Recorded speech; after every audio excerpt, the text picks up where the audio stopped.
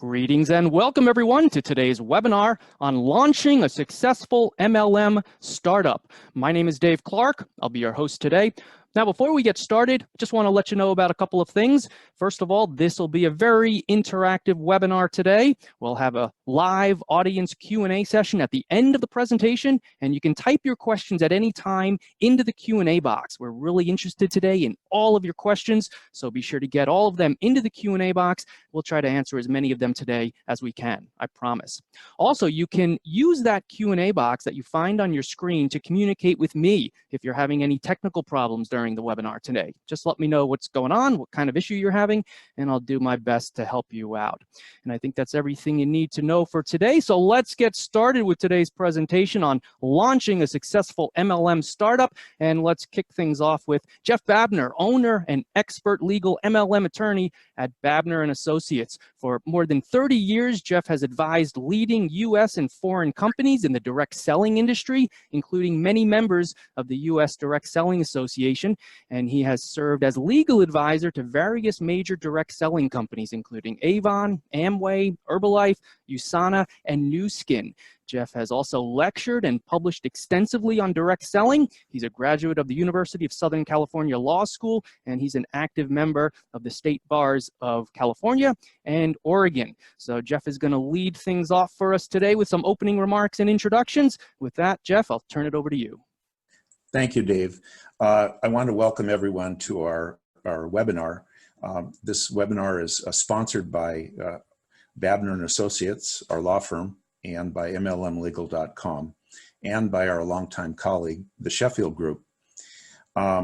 This webinar, kind of a 90-minute webinar, is a mini version of our two-day live conference. We've done more than 80 national conferences over 35 years, attended by thousands of MLM startup and established companies.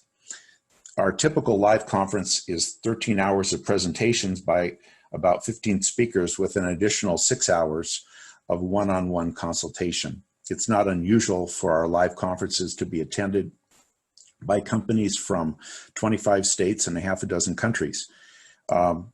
And at our conferences, or in the same time frame that we have done them, our law firm and our other speakers have started quite a few of the companies that you know that have gone on to worldwide sales in the billions of dollars, companies such as Uni-Gen, USANA, Melaleuca, Excel Telecom, Uni-Gen, Nerium, and along the way, our firm and other speakers have provided advisory to a lot of the major companies, including Amway and New York Stock Exchange traded companies such as Avon, Herbalife, and Uni-Gen.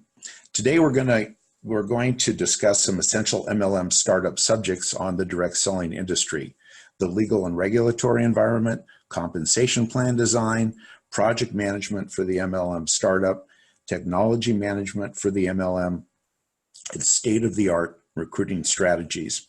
We have 5 seasoned speakers who we've worked with for decades. As I mentioned, I'll be a speaker on a couple subjects about the industry and legal. And our first speaker will be Mike Sheffield of the Sheffield Group. Mike is recognized as leading authority on compensation plans and project management in the industry. And we've worked with them for more than 30 years. At any one time, our firm is involved in about a half a dozen startup launches with their group.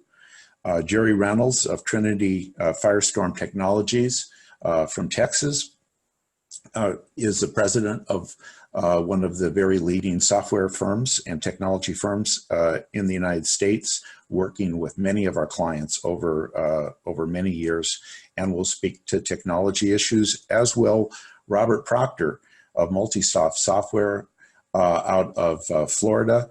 Again, we work with Robert with many of our mutual clients, and they are acknowledged, particularly around the world, where they have operations around the world serving many MLM companies. And finally, Robert Butwin, who is one of the most respected distributors in the industry, is going to really talk about what it is that basically companies should be doing if they're looking for top distributors like him, and what he would expect of them. At the end of the presentations, we will engage in some question and answers, and then we will be available post-conference for further one-on-one consultations, for which you'll call the Sheffield office, and Mike Sheffield will give you instructions. So please enjoy, and then really consider our next live conference. As I say, we do them in October and then February, and you'll see all the information posted at our website at mlmlegal.com. So with that, I would like to introduce Mike Sheffield, specifically, who's going to talk about state-of-the-art compensation plans and the things that you need to know about starting a successful company. So Mike, I turn it over to you. Thank you, Jeff.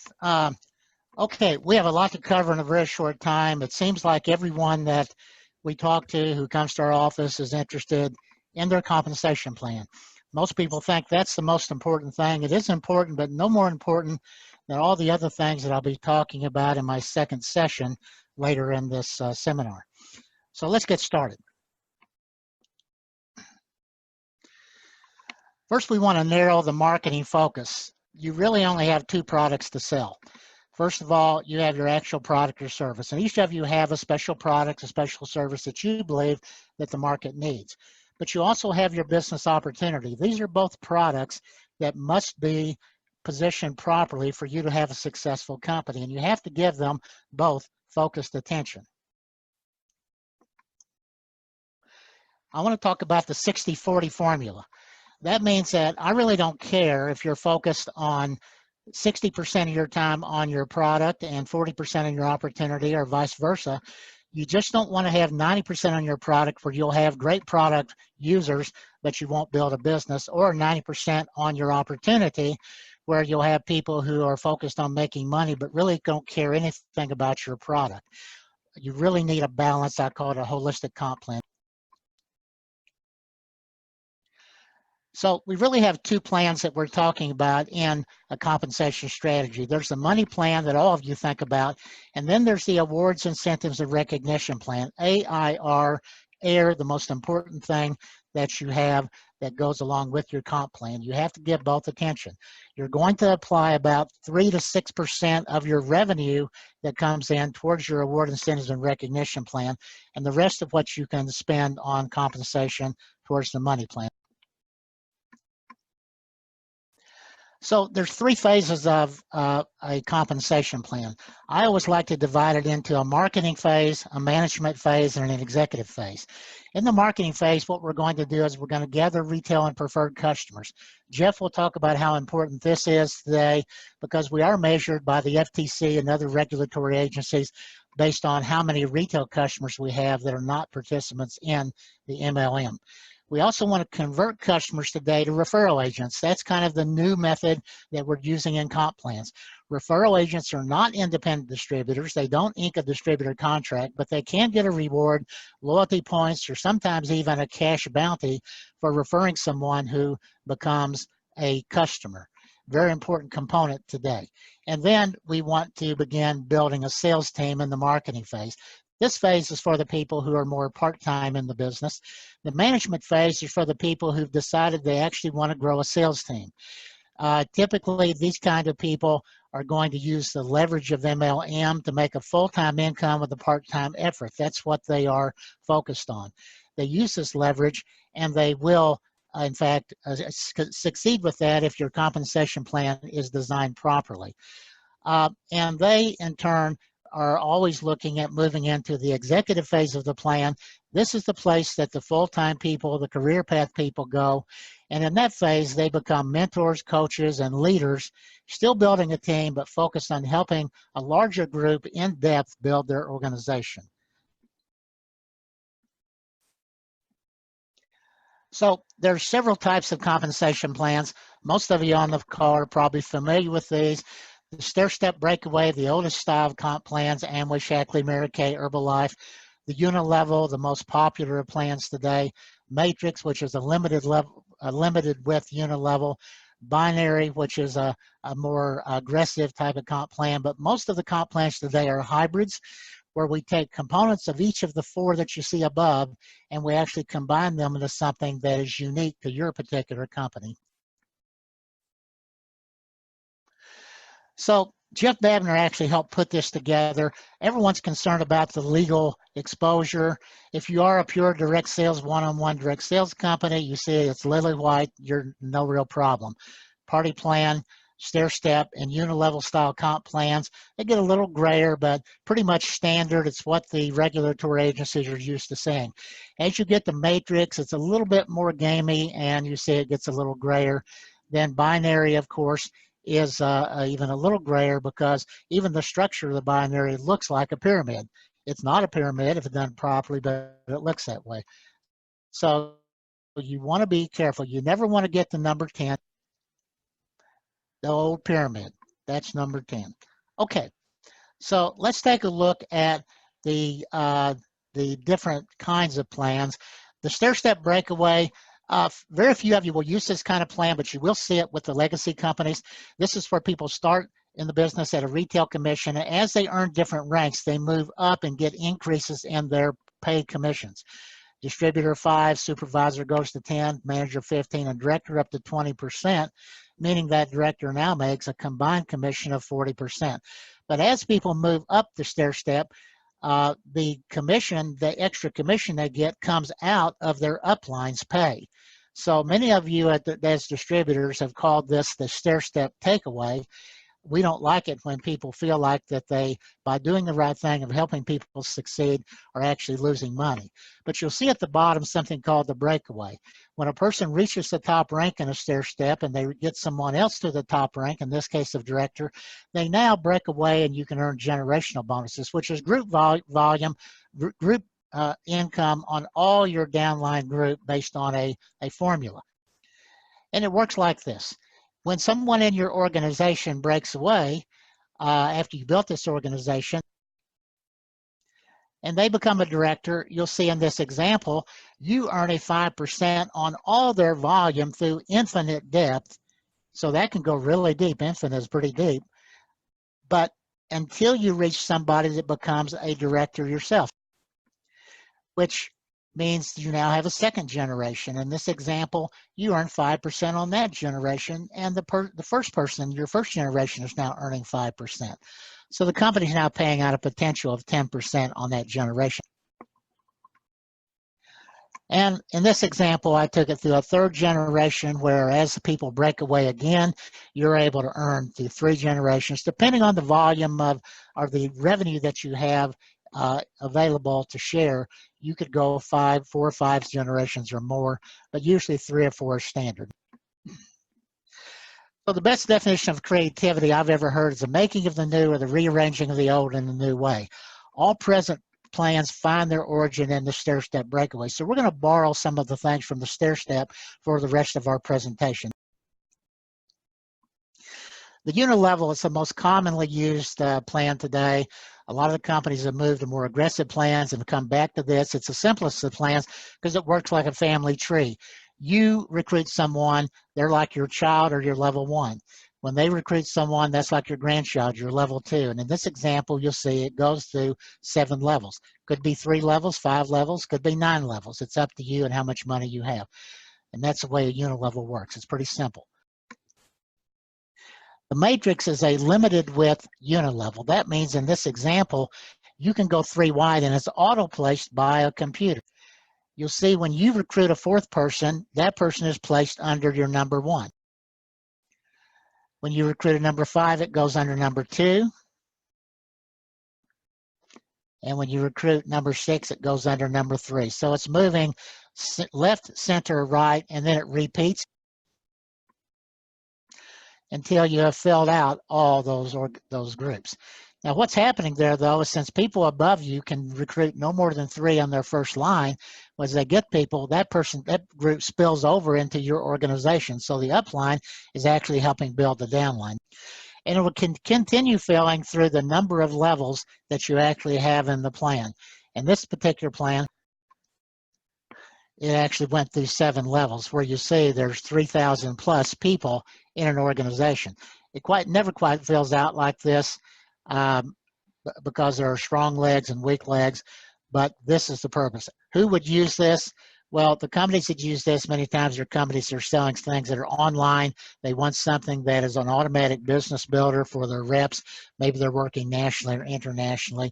Not too often is this used today for consumable products that have to be delivered, but occasionally.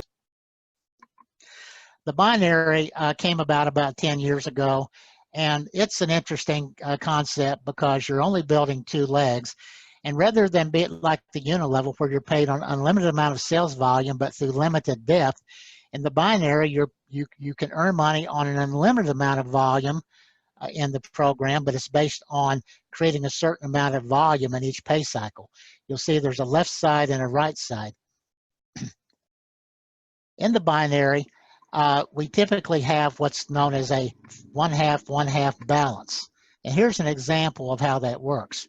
For example, let's say that you accumulate $300 or points on the left side and $600 on the right side. Your right side becomes your power leg, your left side's your weak leg. Most companies will pay on the weak leg. It could be a percentage such as 5% would be paid on the weak leg. And so that then takes out the volume 300 on the left, 300 on the right, and at least 300 left over, which typically carries over to the next pay cycle. So you don't necessarily lose the volume you don't need, and you can get paid on as many cycles as you can match from your weak leg. The state of the art today, though, is still the Unilevel, and let's talk about that. The width to get depth Uni-Gen is what many of the companies are using today. It's probably the one that's the most defensible from a regulatory standpoint because it looks like many of the other companies that have already been vetted by various regulatory agencies. You'll see here there are still ranks like in the stair step, distributor, supervisor, manager, director, 2 levels deep for the distributor. The supervisor earns the supervisor rank by certain requirements that you would establish. They go 3 levels deep, a manager 4, a director 5. You see all the blank spots, that's unpaid bonuses, that comes back to the house. So since a high percentage of your people are low performers, you're never going to pay out the maximum amount that could be paid out because there's a blended average. In this particular plan, though, it's a plus program, not a takeaway, meaning that if you help a manager move to director, then you're going to create a generation like we talked about earlier in the stair step, but you keep the Unilevel, so you get paid twice. You get paid a Unilevel bonus and you get paid generational bonuses on their entire organization. This is very profitable, and the people that this generation side are usually in the executive phase of the plan. So as a director, this is what we showed before of how generation work, and we'll continue right on to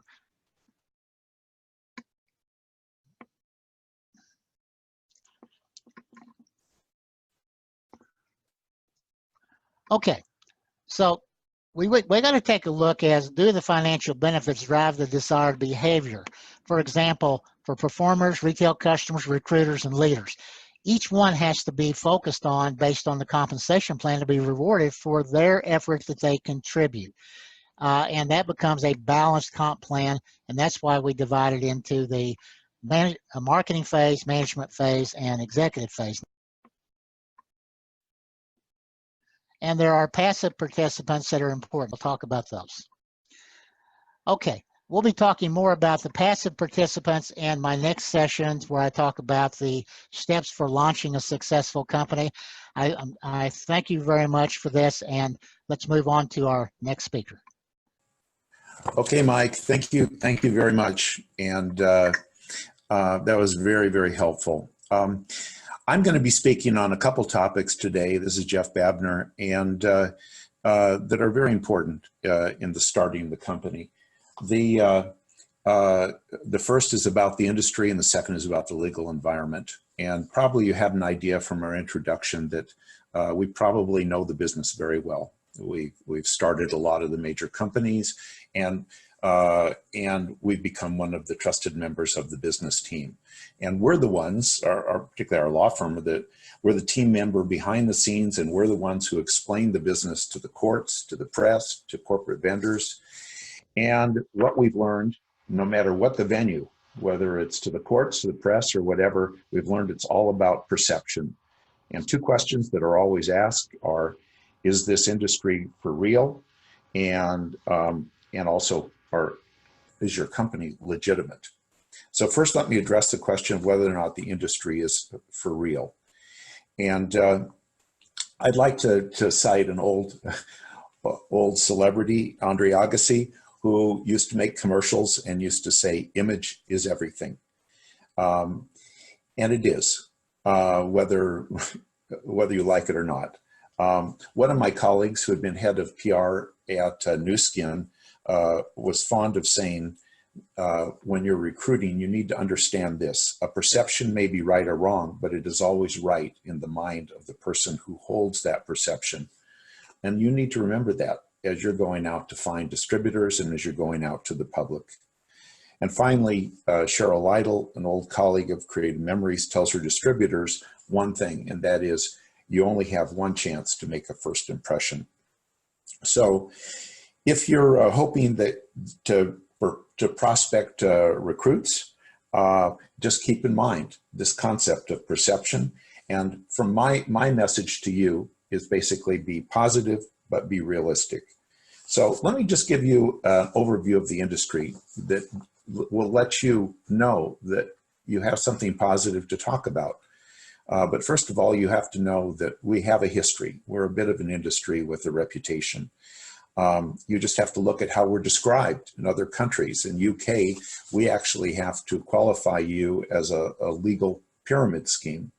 In France, our business is regulated by the Snowball Act. In Taiwan, the press historically referred to our business as the Rats Club because rats come out at night to do their business. And in the US, for better or worse, at various times over the last 50 years, our Federal Trade Commission has made it clear that it has little regard for the MLM business model and would just as soon see it disappear or at least be fundamentally altered, perhaps just become pure direct selling. But with all that said, something you need to know. The US direct selling industry is a significant channel of distribution with upwards of 18 million distributors selling $35 billion of products and services. Various studies have indicated that 1 in 10 households have someone involved in the direct selling business. And in fact, around the world globally, we approach $200 billion in sales with more than 100 million distributors. The industry does billions of dollars in China, where MLM has not even been formally approved yet. And we've had similar success in Japan and elsewhere. And so the industry is very real. And, but again, let's put it in some perspective. You need to know that this is an auxiliary business. We're not a major employer. The direct selling industry has only about 1 million full-time salespeople. And you need to understand that our US economy has a labor force of 160 million. And we're just 1 million out of that. Secondly, our direct selling industry is big, 35 billion, but you also need to understand that 35 billion represents only 0.5% of the $600 billion in retail sales. Again, yes, we're major, but let's keep it in perspective. On the other hand, we have seen during the last 20 years, lots and lots of favorable press that have shown that we are aligned with many important trends. Most jobs are coming from small business. We identify with popular terminology such as entrepreneurial, home-based business, networking, etc. We meet the needs of individuals, virtually zero-cost investment, a chance to be an entrepreneur and be rewarded directly for risk, control over their own environment, self-esteem and recognition, social networking, extra income, some very real tax benefits. So we have something to offer, and we meet the needs of many companies who've come into our business. A great way to introduce a new product by word of mouth, It's good for things that need demonstration or testimonial. A great way to reward the consumer for sharing excitement, rapid penetration of the marketplace. And it's efficient and economical compared to typical advertising costs because of the commissions are the advertising costs and they're only paid for actual results. And we've also had objective indicators of the validity of the industry. In 1982, Congress amended the Internal Revenue Code to recognize independent contractor status of direct sellers. We now have formal MLM statutes passed in more than 20 states recognizing, interestingly enough, personal use by distributors as equivalent to non-participant retail sales. Bills have been introduced into Congress to protect legitimate direct selling. We've evolved to have 2 national trade associations, and regulatory officials from the FTC and elsewhere often speak at our industry events. And the Wall Street has recognized our industry with multiple direct selling companies that are traded on the New York Stock Exchange, including Avon, Nu Skin, Herbalife, USANA, Primerica, Tupperware. And in addition, many of the major investment houses have acquired well-known direct selling companies, including Pampered Chef, Herbalife, Shaklee, Primerica. And so many of our companies have basically decided that this is a legitimate additional alternative method of distribution. And even in the 2009 Super Bowl, during our last recession, Avon led off with the primary commercial, which was basically indicating not for the product, but for the opportunity as a new plan B for people who basically found themselves out of jobs or their retirement accounts reduced. So the other thing I'd like you to remember as you're thinking about the industry is no one starts at the top. Everybody starts small. Every company you know of that is big, does $1 billion, Avon, Amway, Longaberger, Discovery Toys, Pampered Chef, Primerica, all started with individuals who basically were just on their own, many of them across the table from us. Yeah, but the folks at Amway basically started by mixing biodegradable soap in a bathtub. Dave Longaberger of Longaberger Baskets basically was managing an IGA when he had the idea to basically make boxes and country home furnishing type products. Lane Nemeth was a childhood educator, and she bought educational toys, brought them back to her kids and to parents. Doris Christopher, who sold Pampered Chef to Warren Buffett for about $500 million. Just remember, she spent the first 5 years in her basement. And Art Williams was just a football coach, but look what happened when he applied MLM to term insurance, which ultimately led to today's Prime America. So we have lots of multi-billion-dollar companies who are doing this. Finally, I'd like to just say in this opening remark that basically, if you think your success is about the money, think again. Every study suggests that this is a relationship business built around loyalty and bonding to product, management, leaders, purpose, and vision. The studies by the DSA indicated the top 5 reasons that people join companies are: I like and believe in the product, I like being my own boss, I like working at home, the harder I work, the more I make, and I have a desire to meet people.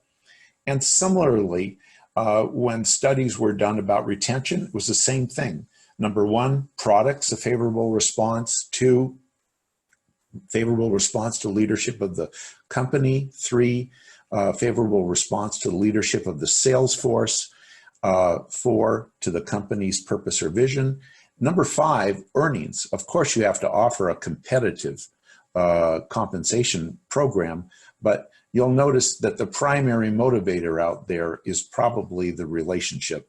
Finally, when Mary Kay did an exit study of why people left the business, they also found the same thing, that people left because of poor communication, inferior support, inadequate field leadership, or lack of training. In summary, basically, it's a relationship business. It's a real business. It's a real business both financially in people numbers and in recognition by objective observers. But it's also important to have perspective and recognize that it is a relatively small part of the U.S. retail sales and labor force, and it is driven by a part-time earning opportunity. It's important to recognize that direct selling is a relationship business, and success is built around loyalty to the product and loyalty to the company and loyalty to others in the field sales force. So with that, I hope that gives you some perspective on the industry. And in my second presentation, I'm going to talk about the legal and regulatory environment. But with that, I'd like to turn over the mic to our next speaker, Robert Proctor of Multisoft. We have worked with Multisoft for decades. Multisoft has offices all around the world. They have particularly known for their international platform, and Robert is one of the folks in the industry that's I consider to be a stand-up person, and when he tells you he can do it, he can do it. And so with that, I'm going to turn it over to you, Robert. Thank you, Jeff. I appreciate the introduction, and good afternoon to everybody that is joining us today. I want to focus on 12 different things for my next 12 minutes. And the first things I'd like to talk to you about is the provider requirements when you're looking to work with a software company. And I couldn't have said it better than the way Jeff said it just a moment ago. This is a relationship-based business, a relationship that you have with your distributors, with your staff, with your customers. You have a similar relationship with the software company that you're going to be working with. And this is like having a marriage. It's part of being a family.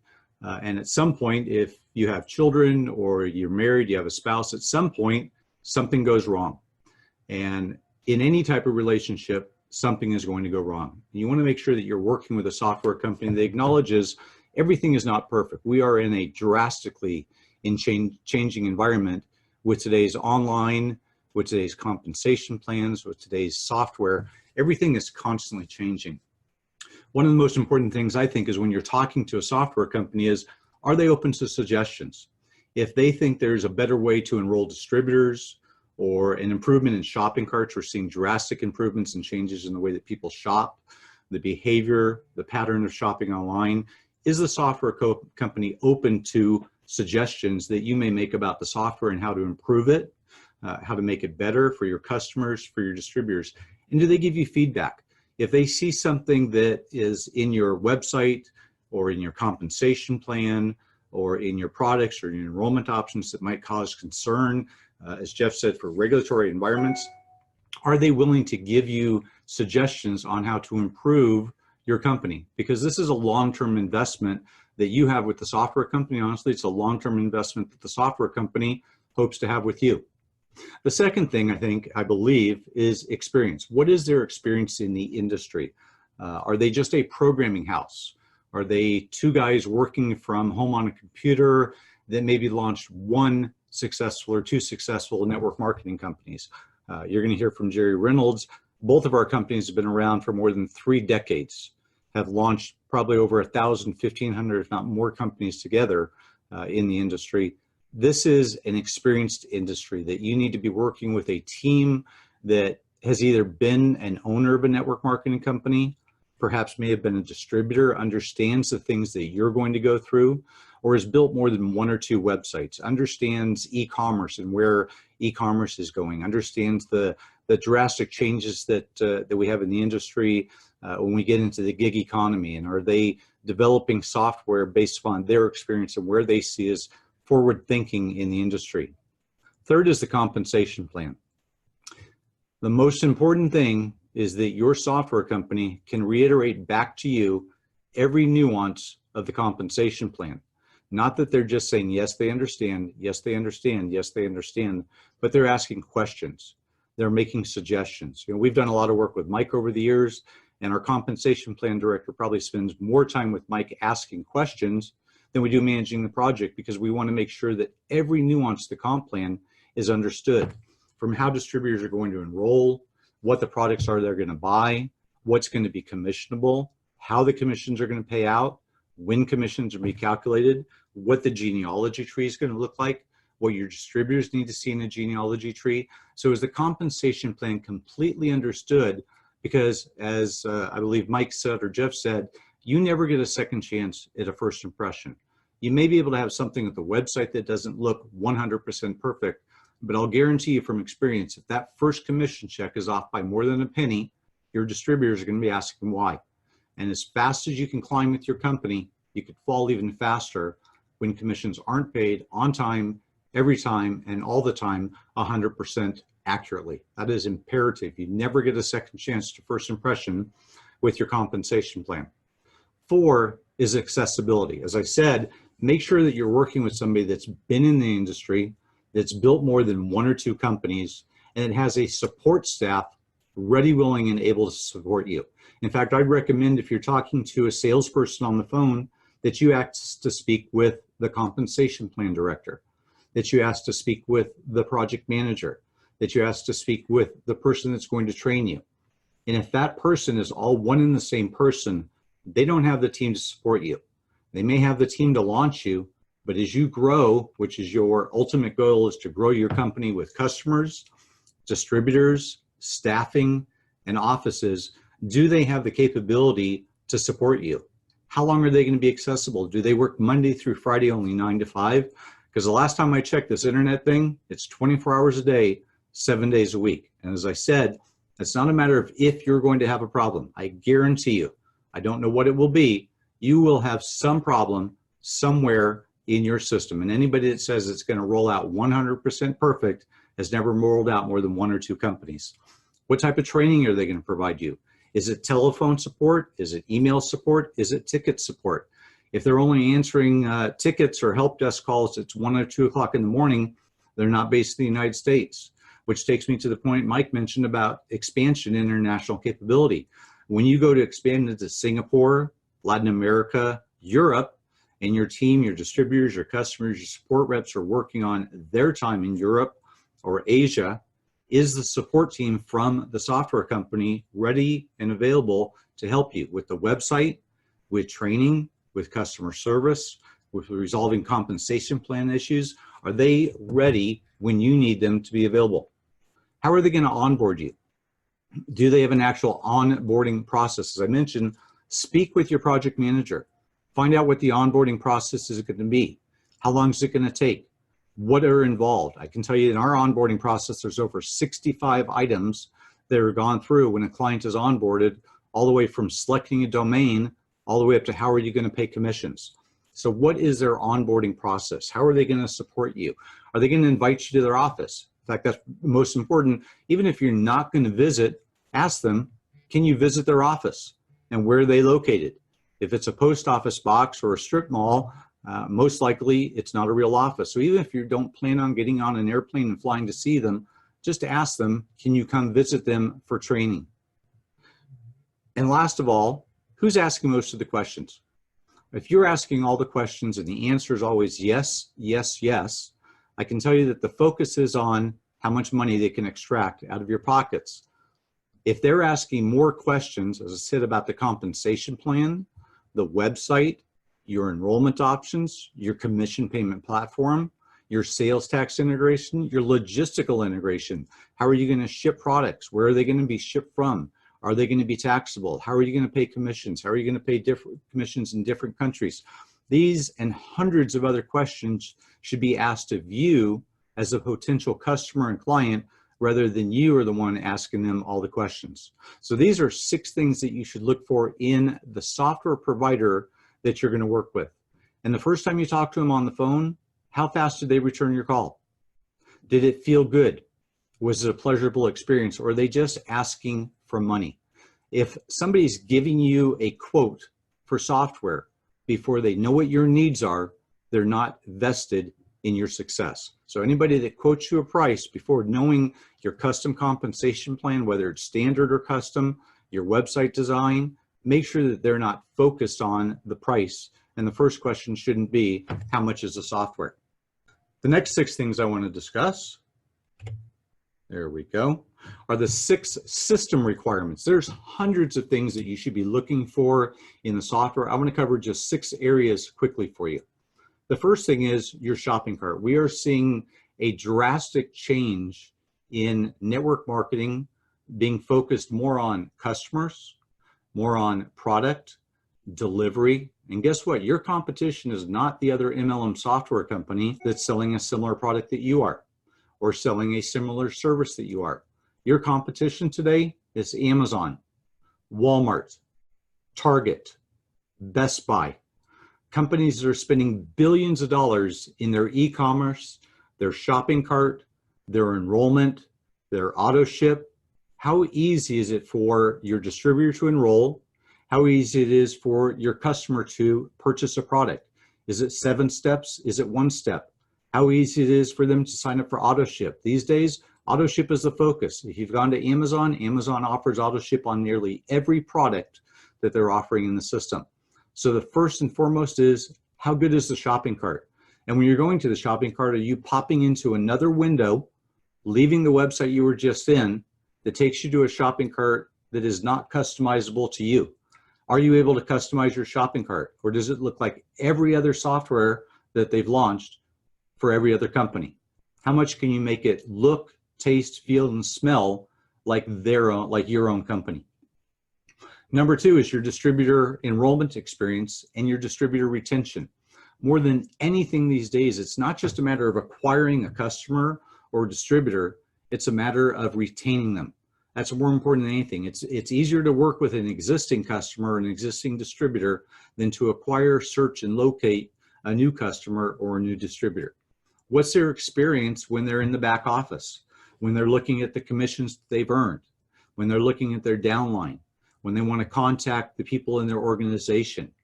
What capability do you have for communication with your distributors and your customers?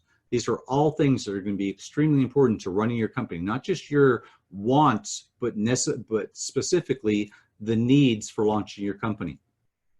Is it a single source solution? There's an acronym we use these days called SaaS, Software as a Service. Today's industry, you look at Infusionsoft, Salesforce, any CRM or ERP, it's a single source solution that when you're logged into it, it feels like the website that you came from on the front page.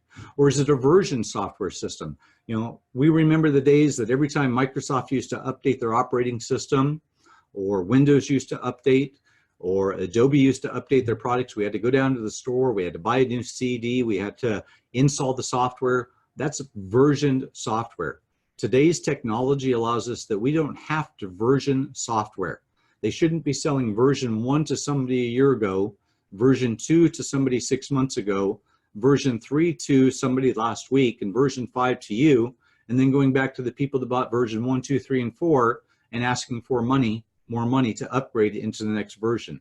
It should be a single source system solution that when they roll out updates, enhancements, new features, or yes, fix a bug, it's all done in one place. And most importantly these days is your brand staying intact. When your distributors and your customers log into the back office, to the shopping cart, to the enrollment, to the genealogy, to the auto ship, to everything that needs to be in your software, is your brand staying intact?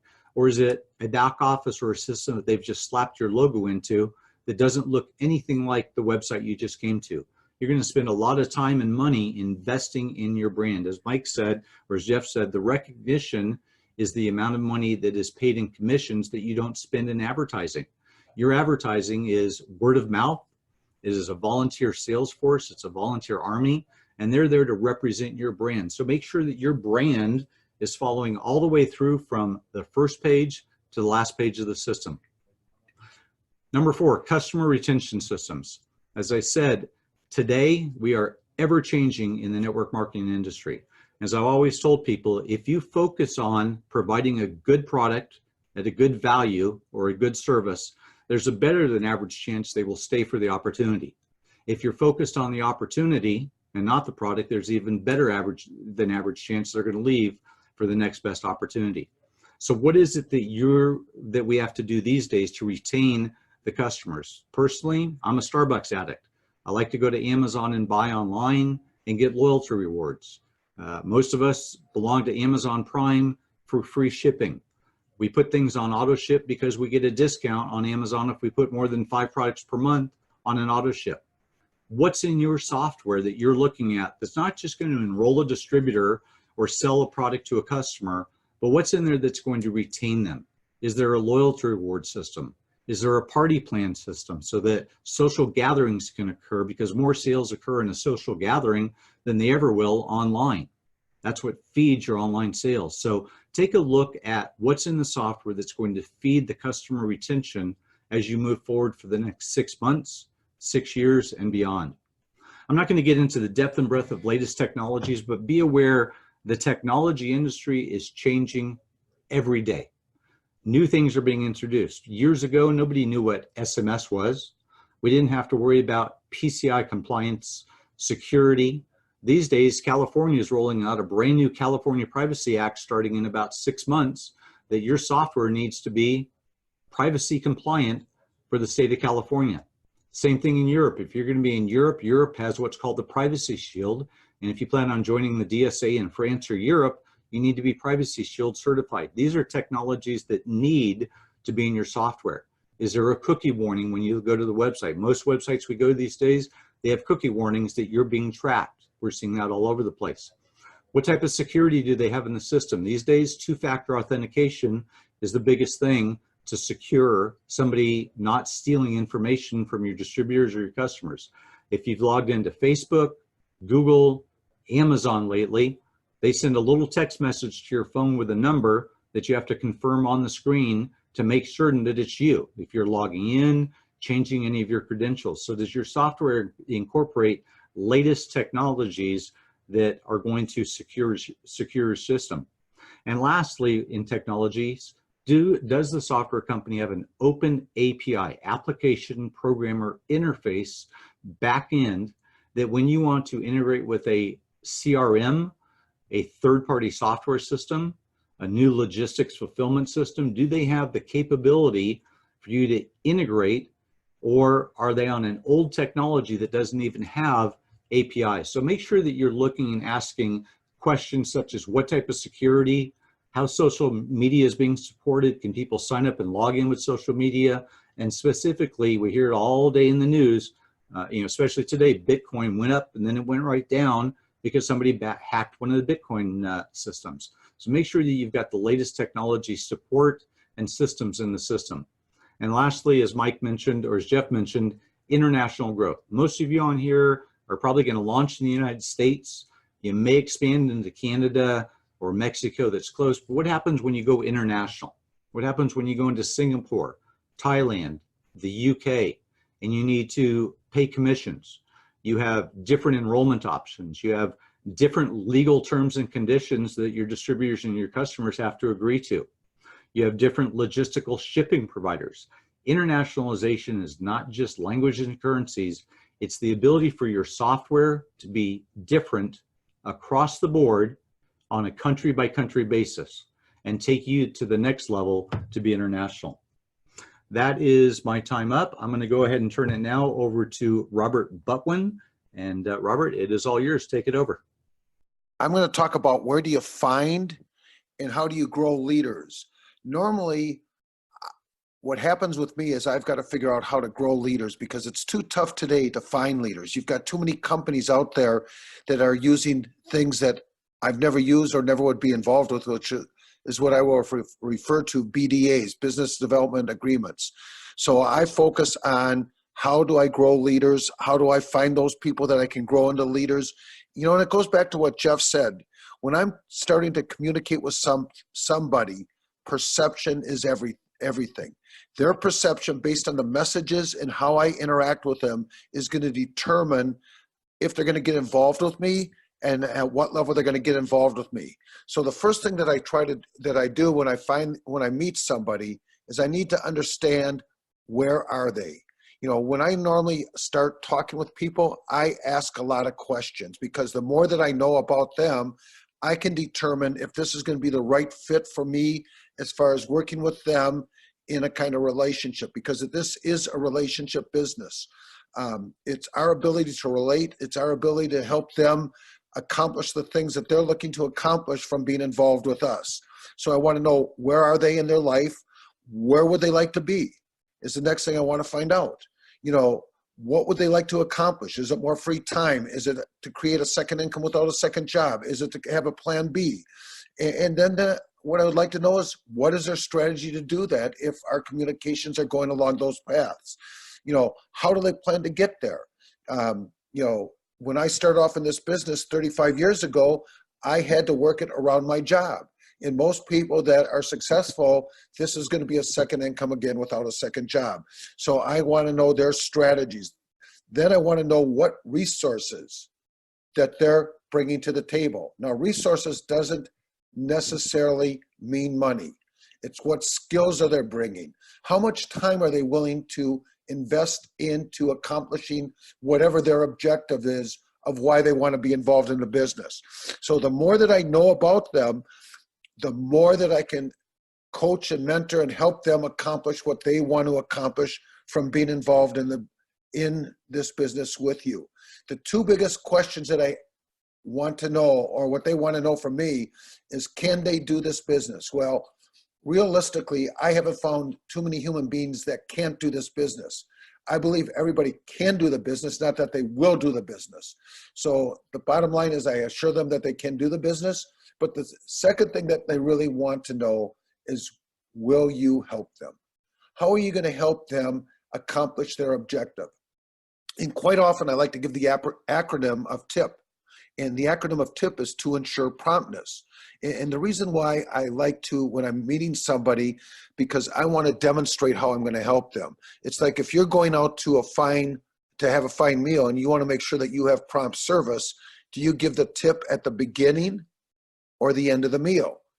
Chances are you're going to give it at the beginning of the meal if you really want to make sure that you're going to have prompt service. So where do you start showing and demonstrating how you're going to help that other person move in a direction that will help them accomplish their goals?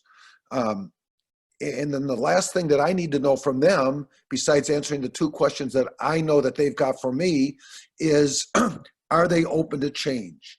Because if they're going to be involved with you, you're going to be asking them to make certain changes. If nothing else, you're going to want them to change of how they're buying similar kinds of products that whatever company that you represent is offering.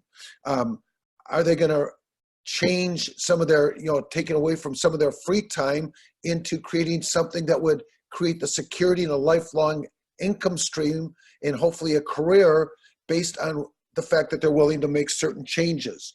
So the point is, how do you attract people? The key that when I take a look at how do I recruit people, how do I find people, and I really don't necessarily like the word recruit, but how do I attract people? Then I want to know how I'm going to engage them into action based on the information that I found out about them, and then how I'm going to empower them. Because if I'm going to build leaders, one of my closest friends used to say, if you build people, people build businesses.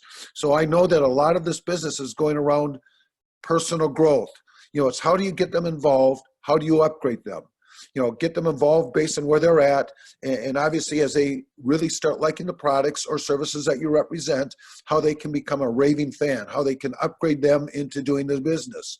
I always start with the products because, again, how do you expect somebody to be successful if they're not going to use the products? I believe you've got to be a product of the product. You've got to use the product because that way you're going to be more authentic. You're going to be able to come from your heart, and you're going to be more effective in your communication. So the key is where and how. It's sort of like in this business, it's like fishing. When you go fishing, it's like, I want to go where the hungry fish are feeding.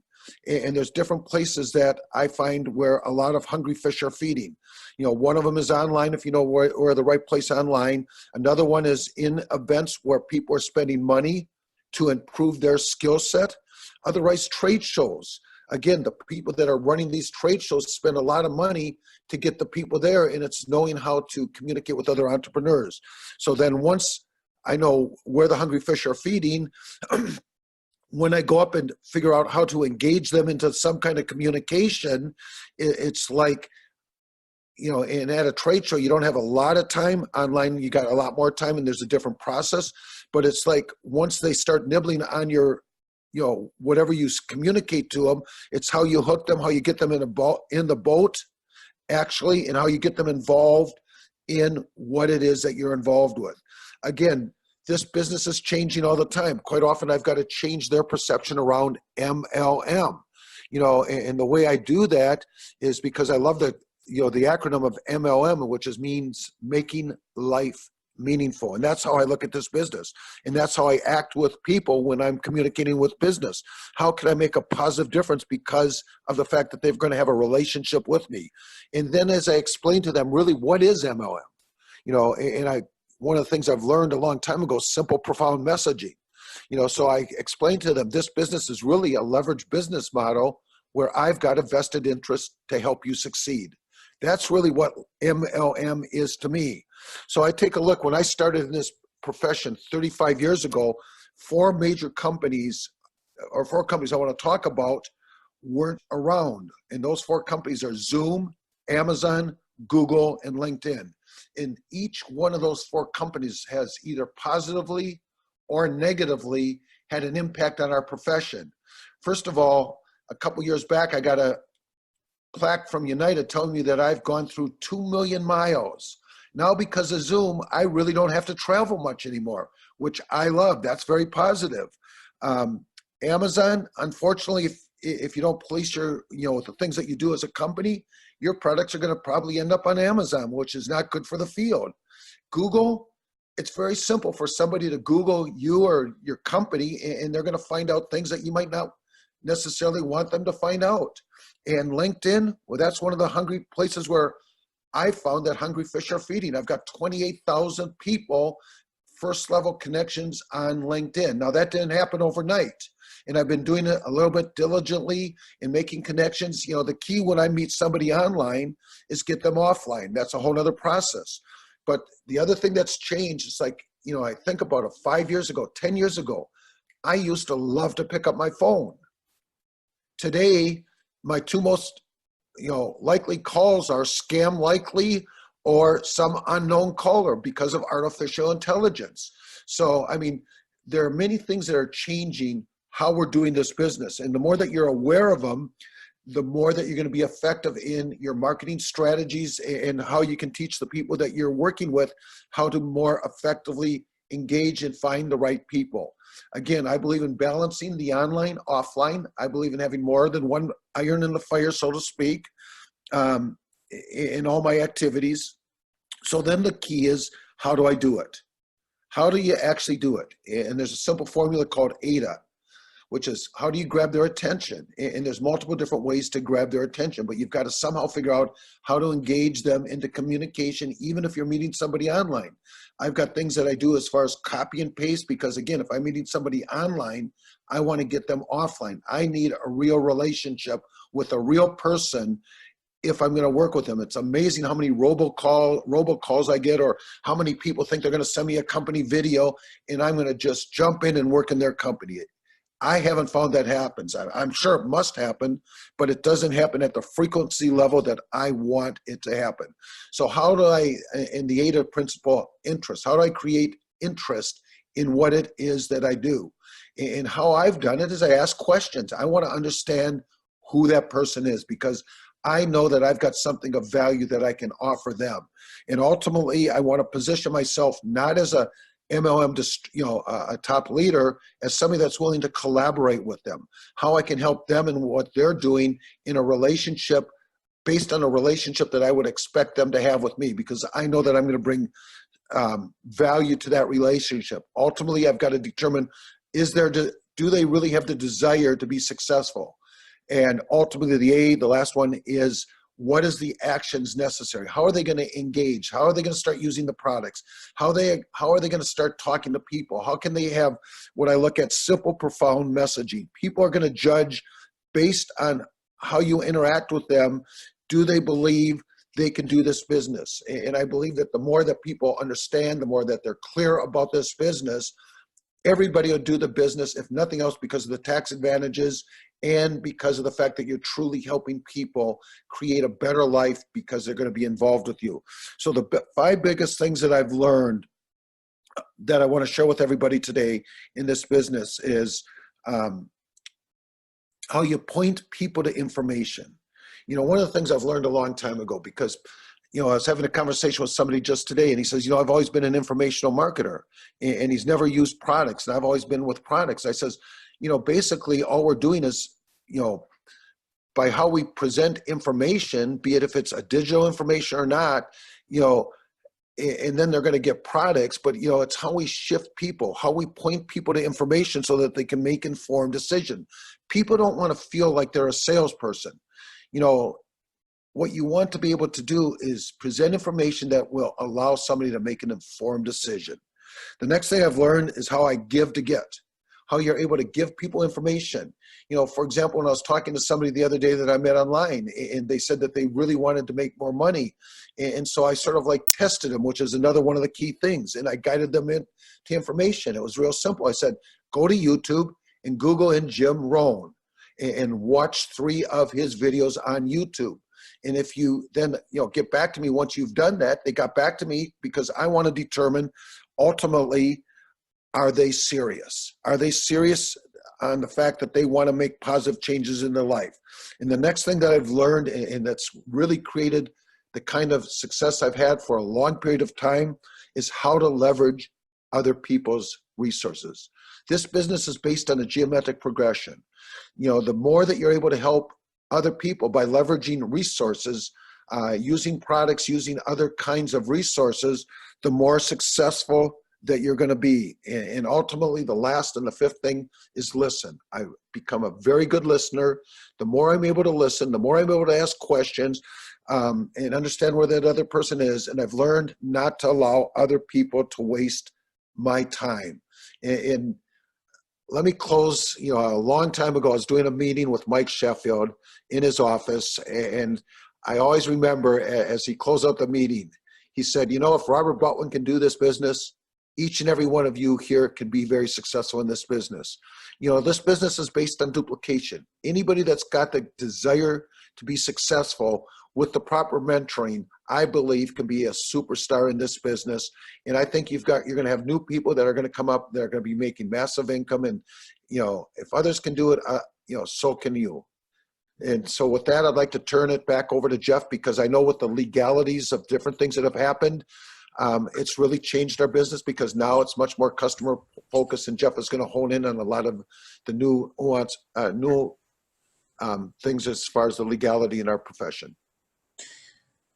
Okay, Robert, thank you. Thank you. That was very helpful. For the second part of my presentation today, I'd like to talk a little bit about the MLM legal and regulatory environment. As I mentioned, it's very clear that the MLM and direct selling industry is very real. We have $35 billion and 18 million folks. But is this business model legal, in particular, the model of any particular company? The answer always boils down to one question: is this business a legitimate opportunity selling products to the ultimate user, or is it merely an excuse for participants to pay cash or purchase inventory for the purpose of qualifying for the right to recruit others to do the same, and so on? In the end, the courts will always ask the same 2 questions for distributor expenditures. 1, what do they pay? And 2, why do they pay it? Do they pay because they really want it for use or for resale? That is the real market for it. Or are they buying just to buy into the opportunity and qualifying the plan? That's a problem. A couple of metaphors explain the acid test of whether a program is legitimate. First, the shoe test. If you can go to your next door neighbor, look him or her in the eye, explain the product and opportunity, and believe that you're doing him or her a service, it's real. On the other hand, if during the presentation you find yourself looking down at your shoes while you're talking, then there's really a problem. Another metaphor often that I use, I call it the tuna metaphor. Number 1 sells number 2 a case of cans of tuna for $5, who in turn sells it to number 3, and so on. By the time it gets to number 10, who opens it and spends $500, he finds it rancid. He goes back to number 9 and so on until he's finally referred to number 1. He says, I have a problem. Number 1 says, there's no problem. Number 10 says, but the tuna is rancid, it is no good. Number 1 says, so what? Number 10 says, as I said, it is no good and I can't sell it. Number 1 says, well, there's really no problem. And number 10 says, what do you really mean? And number 1 says, well, you don't understand. This tuna is for selling. It's not for eating. That metaphor, if you think about it, basically explains a pyramid scheme. Many companies come to us and ask for an ironclad guarantee that their program is completely legal. And we explain that for 50 years, there has always been a tension between regulators and the industry about what is completely legal. But if you're looking for a simple guarantee, then adopt a 3-level program that only pays MLM downline sales organization commissions on sales to non-participant retail customers. Of course, your program will be completely legal, but unfortunately, you won't look like any other successful MLM company in the industry. So this tension will always go on. One problem is that we have always had pyramid schemes parading as legitimate MLM companies. If you're looking for some level of comfort, always address 2 things. Number 1, accept the fact that it's your responsibility to make sure that product is sold and commissions are paid on sales to the ultimate end user, preferably non-participant retail customers. And number 2, avoid hype earnings exaggerations. Historically, there have been about 3 legal periods for the direct selling industry. The first time, in the time of the Yankee peddler, pre-1900, the legal focus was the snake oil salesman who made ridiculous product claims and then fled town, and the issue was product claims. From 1900 to 1950, in the age of encyclopedia salesmen and vacuum sweeper salesmen, the issue was the presentation to the consumer based on high-pressure sales presentations followed by the salesperson leaving town, ultimately resulting in our FTC's 3-day right of cancellation for person-to-person sales. Finally, in the 1950s, Amway, Mary Kay, and Shackley successfully introduced the MLM model. And since that time, the legal issue has generally been a focus on the presentation of the business opportunity to the relatively inexperienced potential distributors, focusing on whether the offering was a pyramid headhunting recruitment scheme or a legitimate direct selling opportunity. In our modern era, there have been several key regulatory challenges. I'll highlight just a few examples. After the success of Amway, Mary Kay, and Shackley in the 1950s, pyramid knockoffs came along. In particular, Glenn Turner and Dare to Be Great in the 1960s, a program in which individuals paid $5,000 to come to a seminar where they would be trained to go out and find others to pay $5,000 to do the same, and so on. The company was shut down, and most states adopted pyramid scheme statutes prohibiting remuneration for recruitment rather than selling to consumers. Second, in the aftermath of the Dare to Be Great fiasco, the FTC decided that the entire MLM model was a pyramid scheme, and in 1975 sued Amway, claiming it was a pyramid scheme. Amway battled the FTC for 4 years, and in 1979, an administrative law judge ruled that Amway was a legitimate business opportunity as opposed to a pyramid headhunting recruitment scheme. Its decision was based on 3 consumer safeguards adopted by Amway. 1, Amway adopted a robust product inventory buyback policy for distributors who wished to leave the business. 2, Amway adopted an anti-inventory loading rule, which stated that distributors could not purchase more product unless they had sold or used 70% of previous purchases. 3, Amway adopted a retail sales rule requiring as a condition to receiving commissions that Amway distributors sold product to a number of end retail customers or end users. These rules came to be known as the Amway safeguards and have been cited in cases for the last 40 years. Had Amway not prevailed in the 1979 decision, there would be no MLM industry today. Things were quiet for the next 20 years, but in the 1990s, both in class actions and FTC prosecutions, the FTC began taking the position that personal and family use consumption by distributors should not count for purposes of whether a program was legitimate, and that only sales to non-participant retail consumers should count. Arguments about this issue between the industry and the FTC have played out like a ping pong match for the last 20 years, with the FTC achieving through its sheer power settlements that require the overwhelming sales to be to non-participants. But the case authority has not changed, and it is still the case authority still recognizes sales to distributors for personal and family use as a legitimate end destination, so long as the facts demonstrate that the purchases are motivated by a genuine need for the product and not merely to qualify in the program.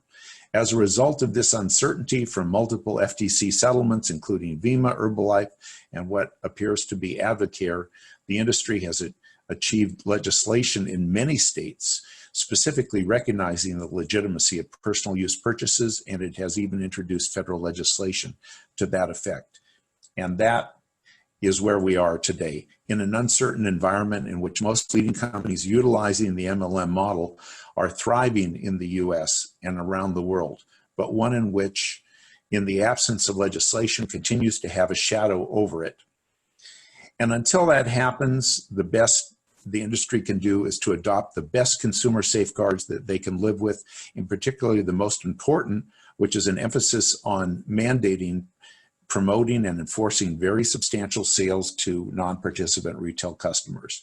In the end, if your ratio of non-participant retail sales to distributor purchases sales is high, then most of your other challenges, legal challenges, will tend to recede into the background.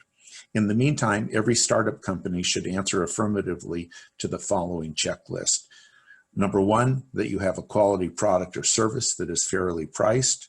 Two, that you have a product or service that makes its way to the ultimate user, non-participant retail customer or distributor for personal and family use in reasonable amounts, with the main emphasis on sales to non-participant retail customers, including enforcing retail mandates of the sort that we saw in Amway. Number three, only cost to a distributor to participate should be an at-cost or not-for-profit sales kit. Typically today, that's in the range of $50. Number four, no big upfront investments or inventory loading. Number five, a reasonable buyback policy for those people that are leaving the business.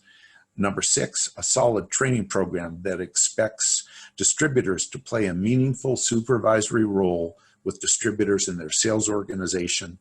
And number seven, a fair representation of the earning opportunity, including after you have a track record that you post, and we help companies with this, average earnings disclosures rather than earnings hype.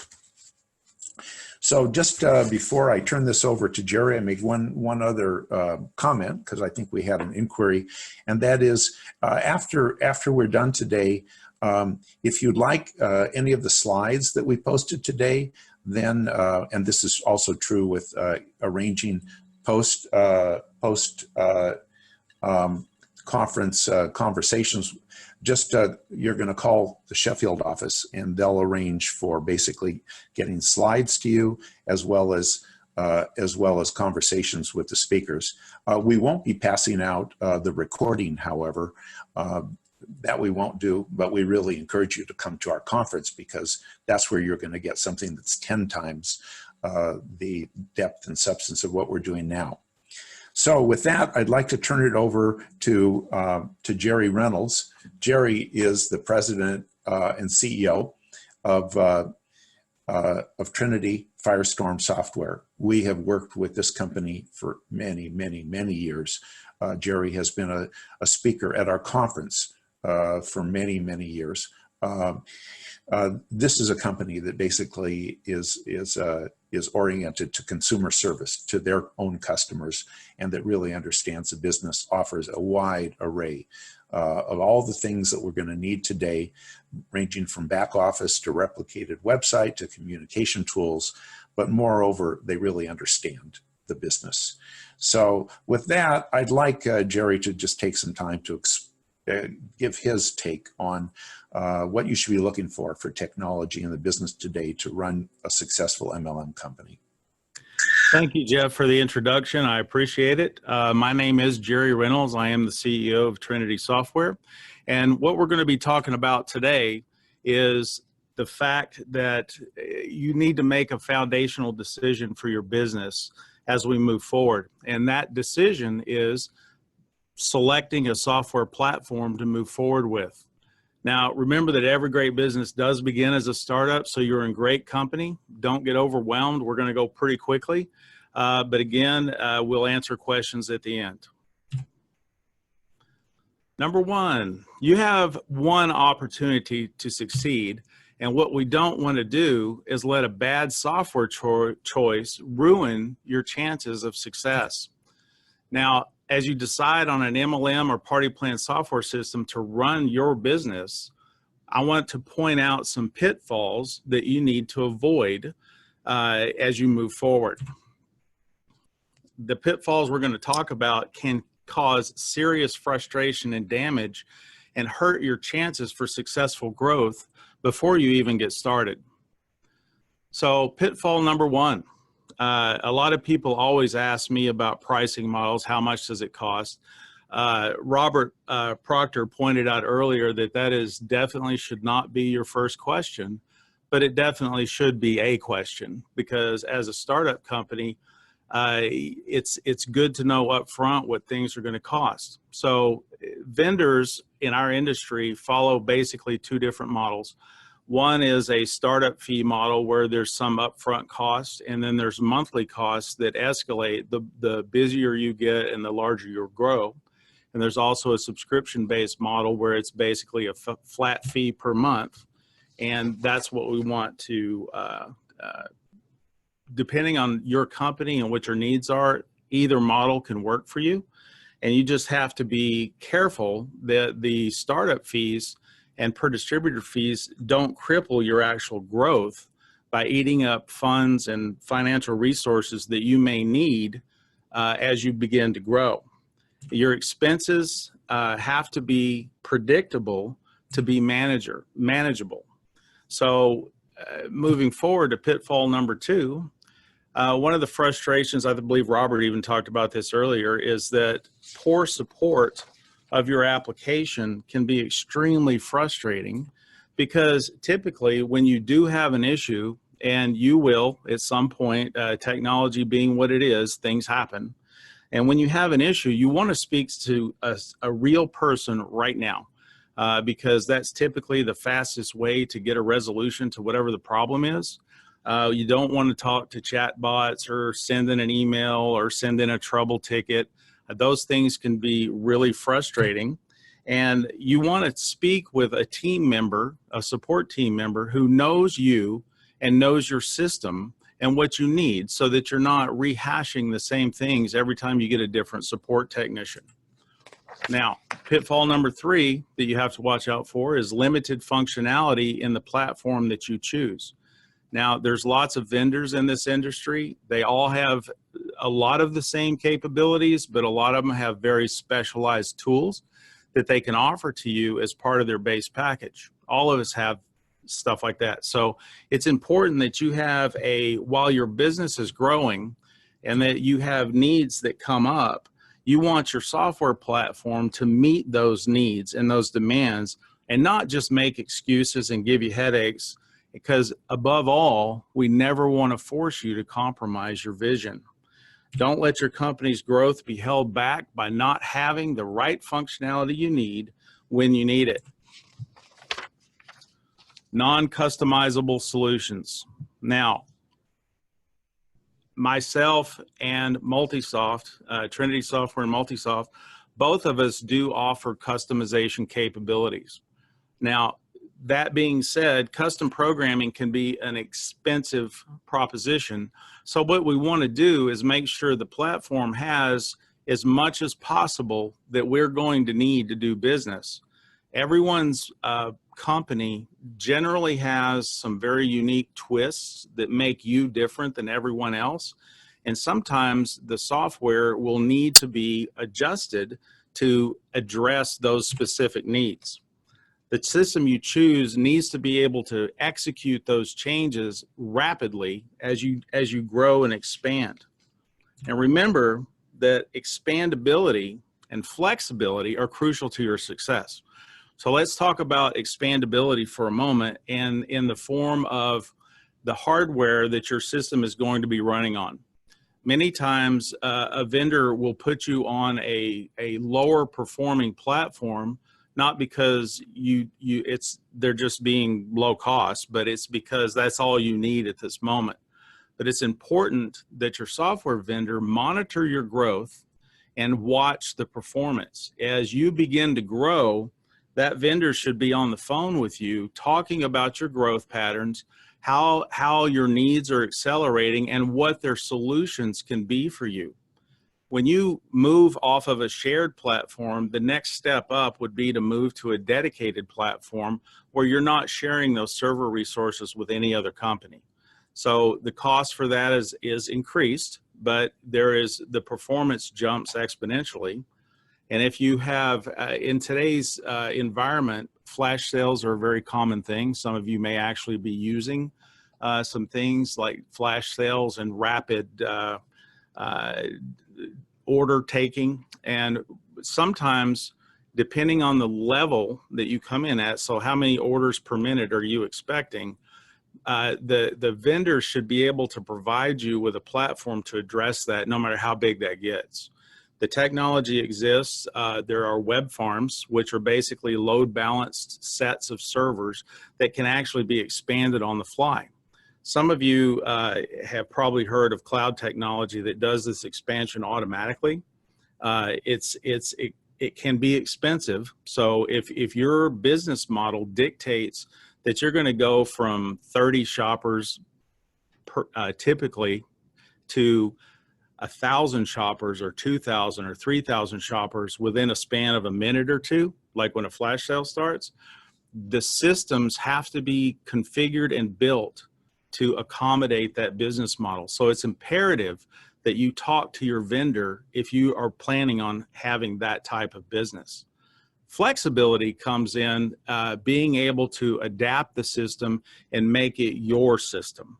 If that includes custom functionality, if it includes a level of configurability that allows you to tailor the look and feel of the system, the functionality that's available, the vendor will lay all of those out for you. And as you move forward, you can turn off and on different things that you may grow into or decide you're not going to go down that path. Robert earlier talked about internationalization. That's a prime example. Internationalization, there's a lot to it. It's not just currency and language. There's laws, there's privacy policies, all sorts of stuff that come into play. And your vendor will help guide you through this pitfall. Okay, so don't make the mistake of thinking that you're just going to turn on international functionality and boom, now you're worldwide, because that's a recipe for trouble. You need to engage, there's legal counsel, there's taxation, there's government, there's all sorts of things that need to be taken into account. Your software vendor can actually help guide you in that area. So ask. All right, as a software company, whoever you pick to partner with should truly care about your success. So the software for your business should provide everything you need in a way that you can afford it, so you can climb the mountain of success with the path of least resistance. So if we make the right decision on our software platform, there's several advantages. Let's talk about those quickly. Advantage number one, you get a platform that is within your budget and does exactly what you need it to do. You're going to save money so you can focus on your business.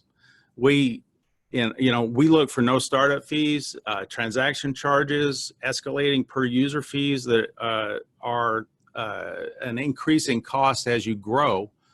Other vendors will charge a flat fee every month, no surprises. So depending on what your budgetary requirements are, you pick the pricing model that works best for you. One thing to remember too is if you're saving money and not paying large fees, then you can use those startup funds to help pay for other things you need to get going, such as legal, comp plan development, product development, etc. I'm sure you have lists that's a lot longer than this one for things that need funding.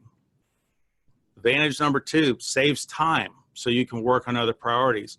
The proper software system for your company number one, it should be able to address your needs and automate as many of the tasks as possible that you need done, or you're going to be spending money on labor and time on labor doing those things that the system could do for you. Launching the software and onboarding you should typically take around 4 weeks. It would depend on the vendor that you contracted to do it. All of our onboarding processes are different. Some are more detailed than others. And it's just something you need to talk about. So whoever you pick, you should always get this. You should know what the launch process is and how long it's projected to take. Now, that being said, I would want you to understand that a lot of times the time to launch is dependent on you responding quickly and accurately to requests for information from your launch team. Okay, so if they need some guidance from you or an answer to a business question, and you take 2 weeks to respond to that question, then you've pretty much blown the 4-week window for launch. So because there's certain tasks that can't be done without your input. Okay, so remember that. Going on to the third advantage, we want to talk to friendly and helpful support when you need it and be able to get you exactly the answer you need, hopefully in one call.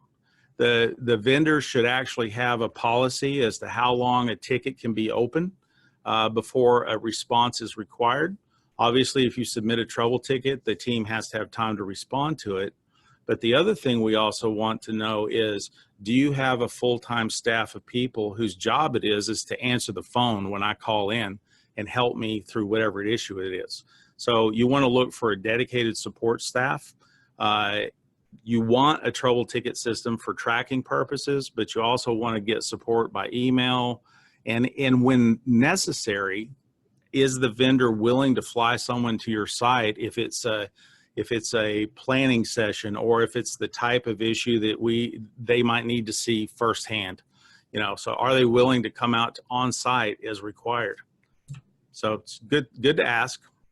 One of the things with a good support package that you'll get is you don't want your system to grow obsolete. As this industry is constantly changing, Robert alluded to it earlier when he said the technology changes all the time. I always like to joke about it and say I have to relearn my job every 10 years because the technology changes so much. What I knew 10 years ago doesn't apply anymore. It's frustrating for me, but it's something you do need to be aware of. So as your vendor is constantly improving and upgrading your systems, that you're going to get those upgrades for free. They should be included in your package. And you know, every vendor has a different policy. So my warning here is just ask so that everything is known up front. And if the upgrades aren't free, then number one, I'm going to ask why not. And number two, if they're not free, then I want to know what's a typical upgrade going to cost me. Because if that's a cost we can avoid by a discussion up front, we want to avoid it. Advantage number 4 is basically a system without limits. We've talked about, Mike had already talked about several different compensation plan types. All of those compensation plans should be supported out of the box by any good vendor, okay? You know, he talked about matrix, binary, party plan, multi-level, Unilevel, and all the little bits and pieces that go with that. A well-designed system is going to be able to handle any of those comp plans, and the hybrid comp plans should also be able to be handled without having to do a bunch of custom programming. So look for that, ask those questions. When you talk to your vendor, you need to talk like you have your final compensation plan in your hand, or at least a near final one. You may still be tweaking it a little bit, but your vendor needs to see that comp plan, because how they set your system up and how they configure things to work for you is going to be dependent, not totally on the comp plan, because there's a lot of functionality that's outside that box, but some of the core functionality of you commissioning your field sales force is dependent on how that comp plan is written.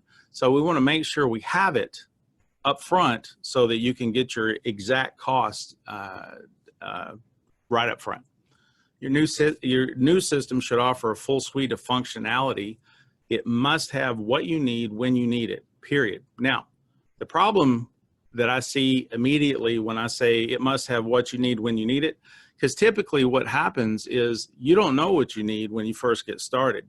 So we want to have a system that is got enough features in it that as I grow into these new areas, that I can actually turn those on. They're already written and ready to go.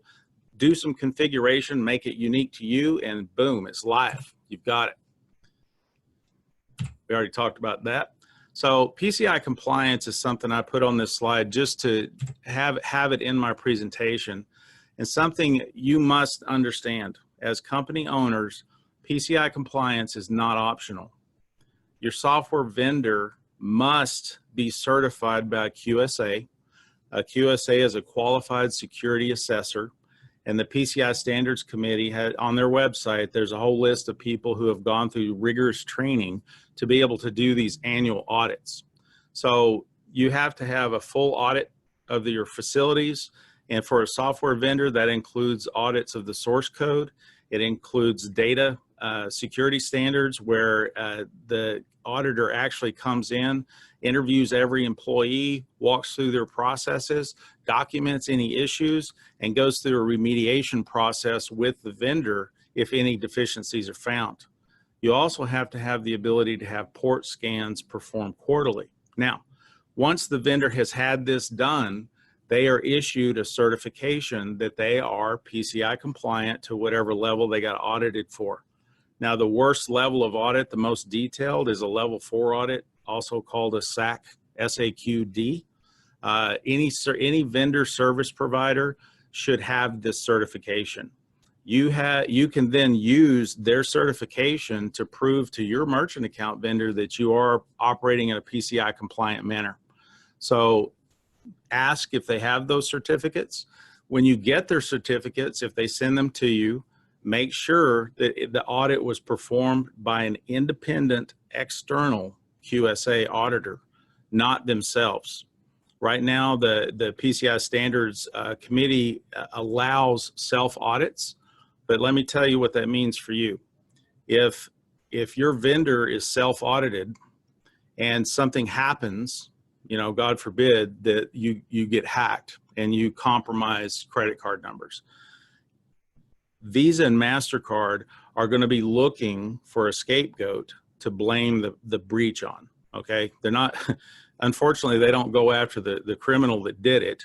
They're looking for someone to blame it on, because there is a fine that is associated with every single card account number that got compromised in your breach. And if that happens and you end up becoming liable for that, it can easily be millions and millions of dollars. And if you don't pay it, Visa and MasterCard have the full right to suspend your processing. So it's really important that this is a crucial thing for you to make sure that you are PCI compliant. And remember, it's not optional. Advantage number 5, we've talked about this already some, so I'm not going to spend a lot of time on this. The application that you're buying from a vendor does need to be customizable to you and your business. Robert alluded to it earlier, being able to brand it as your own. All of that needs to be doable. It needs to support the latest web technologies, and may be reasonably easy to skin it and do the look and feel so it's your website. If your needs do extend outside the box of what the vendor offers natively, then you should have a vendor that will listen carefully to determine what you actually need. Because many times a client will say, "Hey, I want a page to do XYZ." Well, the reality is they don't need a page to do XYZ. They need a page to do ABC. And the vendor needs to be able to listen to your need and what your goals are. Here at Trinity, we train our people to always be goal-oriented. So if the client needs a page to do this because of their new preferred customer program, and the client may already have in their mind, "Hey, this would work. I want our teams to be able to say, 'Hey, that would work, but here's a way that's already in the system. and that you wouldn't have to have any programming to implement this, and discuss that with you. But if that's not possible, then we want the vendor to have the ability to do a custom add-on tailored specifically to your request. How? Now this is the fun part. Once you've actually made your choice, you want to select that vendor and you want to sign an agreement. You're going to go through demos. You're going to be sick of demos by the time you're doing demos, but they're part of the process. And doing multiple demos gives you a broad spectrum analysis of what is possible. If you can, visit and tour their facilities. You want to be dealing with vendors who have made the right financial investments in building out data centers, if applicable, offices. You want to meet their staff, because these people are going to be very important to you as you move forward. Once we've got past number one, now comes the fun part. The vendor is going to set your system up, and you are going to be intimately involved in dictating how you want your e-commerce experience to be set up. E-commerce is shopping, online shopping, shopping cart, web back office, online enrollments, all the things that are very tailored, replicated websites that are tailored to our industry and what your expectations are. Because again, these are all pieces that have to be set up properly to be able to meet the needs of your company. So what we want to do is have an understanding. If you come to the conference in Vegas, you're going to hear another presentation from me that gets into a lot more detail about your shopping cart experience. There's a lot of thought that needs to go into that, because it depends on your marketing approach, what products you're trying to sell, what behaviors you're trying to drive, and the vendor's teams should be able to help you in this area. Ideally, the vendor would have a web development team that's what they do, and a marketing art director / marketing director that can help you making those decisions. Okay. Let's see. All right. So step number 3, compensation plan setup and programming. Now, this is one of the reasons that we want the compensation plan to be as final as possible while you're talking to the vendor, because this type of programming is crucial for your successful launch. The programming, the nice thing about this, if you have your compensation plan ready, or 99% there, the programming for this should happen simultaneously while your system is being set up, so that everything converges at the end of this 4-week cycle and you actually can go live. Now, a lot of compensation plans on the market actually will have, there's always some custom programming, but that doesn't necessarily mean you have to pay for it. Many vendors will take the common things like rank advancement, going from bronze to silver to gold, and implementing those rules. That type of programming is actually included in the fees for the software. Now, startup fee vendors and subscription vendors will both do this.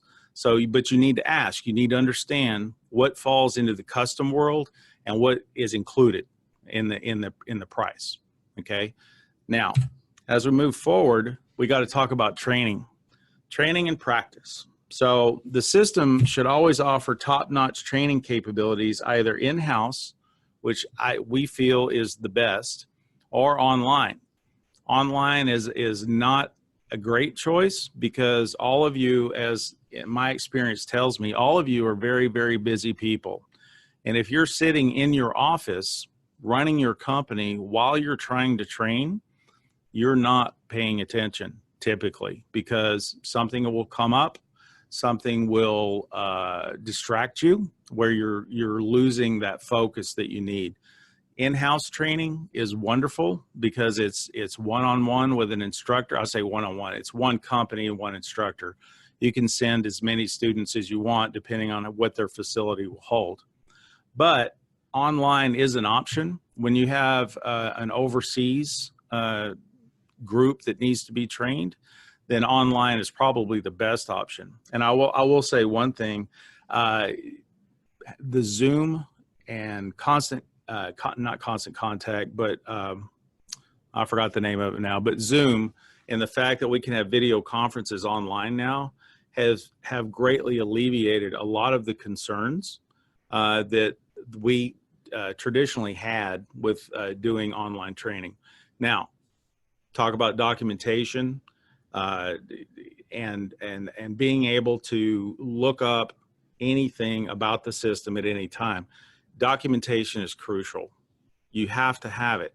So once we get through the training and you begin using your system, that documentation becomes absolutely crucial to being able to have a firm understanding of your system. And you need that because it is a total key to your success. Now comes the fun part. So launch and go live. This is the goal that we've all been working frantically towards for the last 4 weeks. And it's time for the rubber to hit the road. And this, the launch team from the vendor will be there for you as you achieve your momentous goal and we actually go live. You know, this is the beginning of great things for you and your company. And the thing, there's so many pieces of information that I haven't had a chance to go over in our short talk here, but there are so many things in the system. APIs, I think Robert touched on this earlier. Having an API for extensibility, having the ability to integrate with external systems so that you can bring the best-in-class functionality to your distributors through your web back office. Sales taxation, you know, there are a couple of major companies out there, Avalara, TaxCloud, for shipping compliance. There's a company called Ship Compliant. All of these need to be interfaceable to your system and in a very easy manner. Social media is another big one that we didn't touch on yet. The ability to have an open API in the software for you to be able to do what you need to do and give you the building blocks to really build anything that you can dream up in the future. Now, our contact information at this point, I'm going to turn things over to Mike Sheffield again, and he's going to continue talking. Thank you, Jerry. Great presentation. You know, there's been a lot of discussion here about the various concepts and steps of starting and running a successful multi-level direct sales or party plan company. But I want to talk to you about the steps in a 8-step process. Everybody who starts a company starts with a concept. It's a building block. It's like building a house. You start with a concept or an idea. Then you convert that into a product or a service that you feel the market will be interested in, that the market will feel that you have a new concept or a better type of a product than somewhere else. Then you have to develop a marketing plan. That's the way you're going to take it to market. The sales presentation, the tools and the things that you're going to use to make it easy for your independent distributors to reach out to their customers and to recruiting other distributors. And then you have to have a compensation plan. Now, the compensation plan is at the top, but in reality, everything else must be in place and thought through before a compensation plan should ever be developed. And when we talked about that earlier in compensation plans, there were several different kind of comp plans, but the things that I'm going to talk about now are going to be what is going to determine the type and style of compensation plan that's right for your particular product or service. So, launching a successful multi-level company, there are 8 characteristics that you have to make sure that you pay attention to. Let's take a look at those 8 things that must be done to launch a successful company. Obviously, you have to assemble a good management team. You may be a good business person, you may have a lot of good business skills, but you don't have the skills and knowledge of building a sales organization. Maybe you've never been involved in multi-level. Then you're going to have to associate with a director of sales and some people who really know this business and come from this space. Possibly you are a successful distributor, but you've never started and run a business like this before. Then you need to bring in a good, solid management team. Quite frankly, it's easier to take a good business person who knows how to run a business and teach them the skills they need to be successful in MLM or to hire the right sales talent than it is to teach a successful multi-level distributor how to be a business person. It's a different gene pool. So you think about that as to who you are and where you are. So do you have a good management team? Secondly, you're going to have to create a good compensation plan. When we talk about that, as I said earlier, what is the right comp plan for you? Well, that's going to be based on your product, the margins that are available, how much education is needed to sell the product, if it needs to be demonstrated, or is it a product that is what's called transfer spending? Transfer spending is people know it, they understand it, you don't have to do a lot of education. Good example of that is the companies that sell deregulated gas and energy. No one had to explain what that was. They just had to show that they were going to get equal services for as good or better price. Then we have to supply good and appropriate support tools. It's been talked about by several of the speakers today. That is all the things from the distributor training manuals to the videos and the audio education, the use of Zoom or GoToMeeting, the use of Facebook Live and so forth. These are all things that are really important to build into your early support tools. However, in today's market, when 36% of the people who are joining companies today are millennials, they're doing all their work from their smartphone. So you're going to be wanting to look at smartphone apps that will drive your business, and there are several of those in the marketplace already in the box, just need to be customized to you. You don't have to reinvent the wheel. Obviously, you have to give good attention to legal issues, as you've heard from Jeff Babener.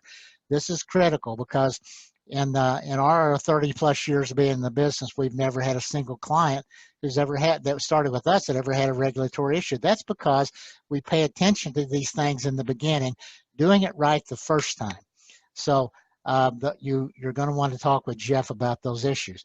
Acquire proven commissioning software. You've had two brilliant presentations in this that gives you a solid understanding of the importance. Choosing the wrong software company, and not every software company is right for every product. You have to find the right one for you, but choosing the right one is critical to your success. You want your commissions paid on time. You want them to be right the first time, because the only thing you have to protect in this business is your credibility, and that can go away quickly if the checks aren't right. You want to be able to implement good training and communication. Training tools are much easier today to implement than they were in the past because of technology. But communication is so important because so many times people don't communicate with their distributors. They don't communicate well with their customers, and I'll talk about that in a moment. They don't communicate very well with themselves. And communication is so critical, and technology will allow you to do that in an effective way, but you need somebody who's focused on making sure everybody's in the know all the time. And of course, we have to have exciting products or services. I'm sure everyone on this call who's maybe already developed a product thinks your product is the best thing since sliced bread. However, you may not have done the research in the industry to see what are the other products that are out there, who competes with me, not just in multi-level space, but in the online space, because you want to have a product that has a point of difference. We need something that is not me too. We don't want another one like the other one. We want something that is unique in the marketplace. That's what will attract the customer base, and that's what will attract the distributor base, because you'll have a unique story that has to be told. And number 8, that's been talked about by several of the people today, recruit, recruit, recruit. If you start a business, I don't care how much money you have and the money you've spent and time you put into this and how many smart people you've hired to help you, if you can't recruit, you're dead in the water right from the beginning. So you want to make sure you get a good director of sales in place. If it's not you, that you bring somebody on. There's good executive search agencies that specialize in finding these kind of people. Some other things we want to consider is your business viable? Well, you may be trying to determine that right now, but you want to take a look at your product, the centerpiece product strength. What is the thing that you're focused on? If you're a hodgepodge of this and that, then no one can get their mind around who you are or what you're about. If you can focus on one product or one product concept or a central theme, that goes through. For example, Melaleuca built their company on Australian tea tree oil. And there's a thread of that running through all their products. So it doesn't have to be a single product. It could be a concept or an idea that is unique to you. Will your product concept attract the distributor base? Well, if it's unique, if it's different, it will, but it also has to perform. They're going to want to try your products. They're going to want to see, is it working for me? And they're going to want to create their own testimonial of the product or with the service so that they can have a comfort level in selling this product to their friends, relatives, and to those strangers, so they'll go out and bring it to your company as customers. And will the compensation plan attract distributor base? Well, we duplicated that one. The compensation plan will always be important to the distributor, is how do they make money? But quite frankly, most distributors are not going to understand your compensation plan, even if they've been in the business for a while. So in the compensation plan, we have to drill down to simplicity. 4 basic things they have to do. Do A, B, C, D, and duplicate. Do A, B, C, and duplicate again, and continue that cycle. And if the compensation plan is dialed in properly, doing those 4 things over and over again will cause people to promote right up to the high ranks of the comp plan. They'll be making money and they won't even know how it happened. That's when you know you have a good compensation plan. Does the product or service have adequate profit margins? Well, what do you need? If you're in a consumable, pills, potions, and lotions, you're going to want to have 5 to 7 times cost of goods to suggested retail or more. If you're in a service business, it may be less than that. Sometimes you have when I talked about deregulated gas and energy, there's a very small profit margin. So we may use something called a shared revenue formula, where you share in the profit that the company has from the provider of those services. You want something that's going to support a competitive compensation plan, because there's a lot of competition out there, and you're not necessarily competing in products or services as much as you're competing in people's time. So let's look at the next thing.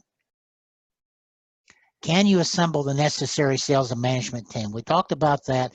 If you have that in place, great. If not, then you want to go to one of the people who've been on these calls, and talk about how they might be able to help you.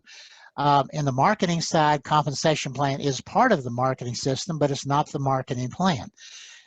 You have to recruit experienced distributors in the beginning. Otherwise, it's going to be a slow growth. We like founder programs where you get a group of people who are knowledgeable and successful in the business and make them into more of a kind of a management recruiting team to help you get started. Also, there's the concept of master distributor. That's one single point of success or failure. I'm not a big fan of that, but I am a fan of a master distributor team concept. And if you come to our conference in Las Vegas, you're going to get a very clear training program on how to set up a proper founder program. Then we take a look at quick start programs. Most companies have some kind of a way to help people start making money immediately. We found that getting $100 in somebody's pocket in the first 2 or 3 weeks in the business makes all the difference in the world in the retention of a new representative. Auto ship programs are good for making sure you maintain retention of your customer. You have 3 kinds of customers. You have a retail customer who pays full retail. You may have a preferred customer that is able to purchase at a discount rate, for example. Maybe they have committed to a monthly auto ship. No contract, can be canceled at any time, but it does create a continuity program for the company's products, and it helps with the logistics of your distribution systems. Preferred customers themselves are important because if they didn't ink a distributor contract, they are a retail customer, even if they may be buying at a wholesale price, or maybe you're giving them loyalty points, or maybe you created a referral system, which we'll talk about in a moment here. Events you have to do and set up right at the beginning. Your first events you're going to set up are just simple one-on-one events with the people you're trying to recruit in the beginning. Building that leadership recruiting team will cause you to have leadership recruiting meetings for those people in the beginning. Then you're going to set up regional rallies. You're going to have a national convention at some point, but you're also going to be working with your sales leaders that you brought on special events they do in their local area. Awards, incentives, recognition, we talked about in the compensation plan. AIR must be built into your overall business model in the beginning, along with your support tools and your training. Let's take a look at the website, social media, all these things that are important, as Jerry said and as Robert said, in today's environment, because so many of the people are working from their computer or their smartphone, and they are on social media, and they look at your website for looking at the credibility of your company. As we said before, we only have 2 products to sell: our actual product or service and our business opportunity. So let's talk more about the business opportunity itself here. When we get into that 60-40 rule, many of the companies today are realizing that they want to lead with the product and follow with the opportunity. That's indicated by, as Jeff pointed out, the more scrutiny that we now have from FTC and other regulatory agencies about the ratio of real customers to distributors. If every one of your distributors is a customer, that's probably as it should be, as Robert said, Robert Butwin said, because they believe in it. But if every customer is a distributor, as Jeff pointed out, you probably have a pyramid scheme. You may not even know it. It's unintentional at that point. So let's take a look at the balancing act that we do in bringing on our distributor base. When we're looking at compensation plans and building a holistic business, we want to understand that there are active distributors and passive distributors and inactive distributors. Passive distributors and inactive distributors fall into the same category as how we're going to manage our retail customers. Here's some enlightenment that will surprise you. In today's market, this life cycle of an active distributor is 3 to 6 weeks. You have 3 to 6 weeks to get them a formula that makes them some money. After that, 80% of those people will go passive. Doesn't mean they quit your company. It simply means that they no longer want to recruit and they no longer want to sell, but they're still a power user because you educate them on the product in the beginning, they become a lifetime customer. The company direct markets to its passive distributors and its customers. We want to set up 2 divisions of the company. This is new thinking, so pay attention to what I'm about to say. You have your multi-level side for bringing on the distributors who bring on customers, who bring on distributors, who bring on customers. Then you have the passive division, which is more like a direct marketing company. Because out of all the people who join your company, only 20% remain active. Let's take a look at those numbers a bit closer. 3 levels of commitment. You have people who are part-time sometime. Now, let's say you have 1,000 people who come into business, 700 to 800 of those people will go passive in 3 to 6 weeks. But of the 20% that are left, 80% of those are part-time sometime. Have 1,000 people, 800 people went passive. 80% of those are part-time sometime. That is 360 of them, of the 20% that's left over. Then there's the part-time business builders who work 10 to 20 hours a week. That's 18%. That's going to be 36 people. The full-time career path people that are in the executive phase of the business are 2%, but not 2% of the universe of people that join, 2% of that 20% that actually work the business. That means you've got 2 people working the business out of that amount. Actually, it's 4 people. So that's a reality check.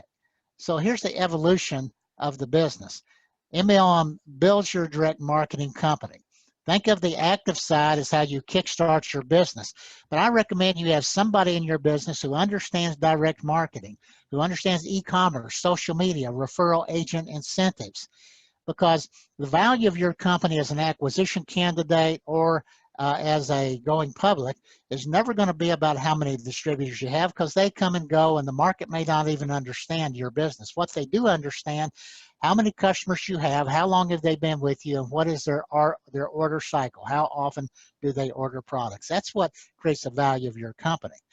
So as your company grows and you look at any of the successful legacy companies, They may have hundreds of thousands of people on their books as distributors, but a very small percentage are workers. Most of the people have turned more into customers. And Jeff Babener's come up with some methods on how in the beginning you can convert a distributor who goes passive back to a preferred customer to help increase your retail customer count. But I did look down, I want you to look down here at the referral agent incentives. Today, we believe that every company at the foundation starts off with a referral agent program, that every customer at their option could become a cheerleader for you, and they can refer other people. And we can build right into that somewhat of a, what sometimes is called an affiliate referral agent program, where you give them the tools to refer their friends and relatives to a product or service that they like themselves, and to get some kind of a one-time benefit. That may be a cash reward, or it may be loyalty points they can use for free product. It may be that you do a refer 3 and your product is free, or get 4 and pay no more. All kind of ways to do this, but what it does, it increases the numbers of retail customers you have, and the people who are not necessarily interested in joining your company as a distributor yet, but may join later, they become a group that you can farm as you go along. Okay.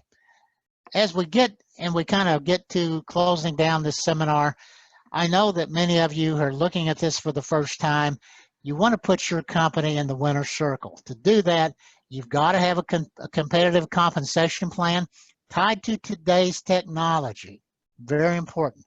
You compete for your distributor's time, not just for their product sales and their loyalty. It's their time. The secret of success is showing people how to make money easier and longer. And so if you can do that, then you're going to win. And you also have to show them how to leverage that time with geometrically growing their income stream.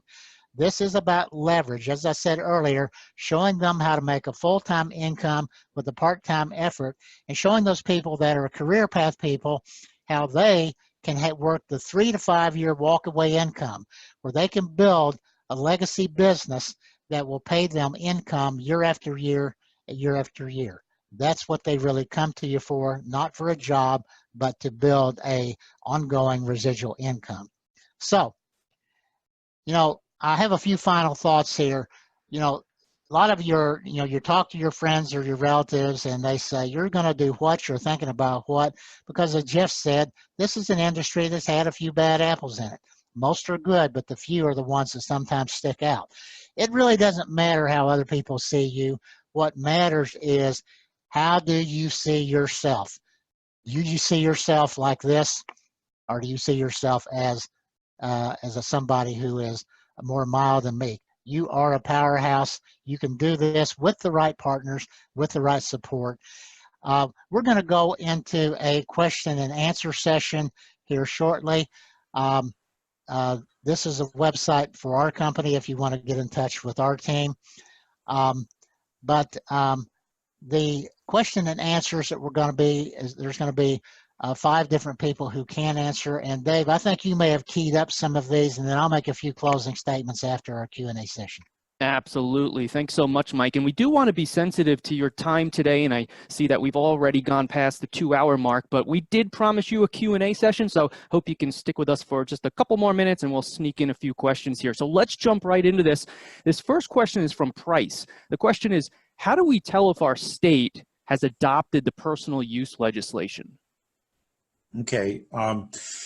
Dave, this is Jeff. I'll take that question. If you go to our website, mlmlegal.com, and you scroll down on the left side, you'll see that we actually have posted not only 160 short videos, but we also posted all of the legislation, federal and all of the state statutes.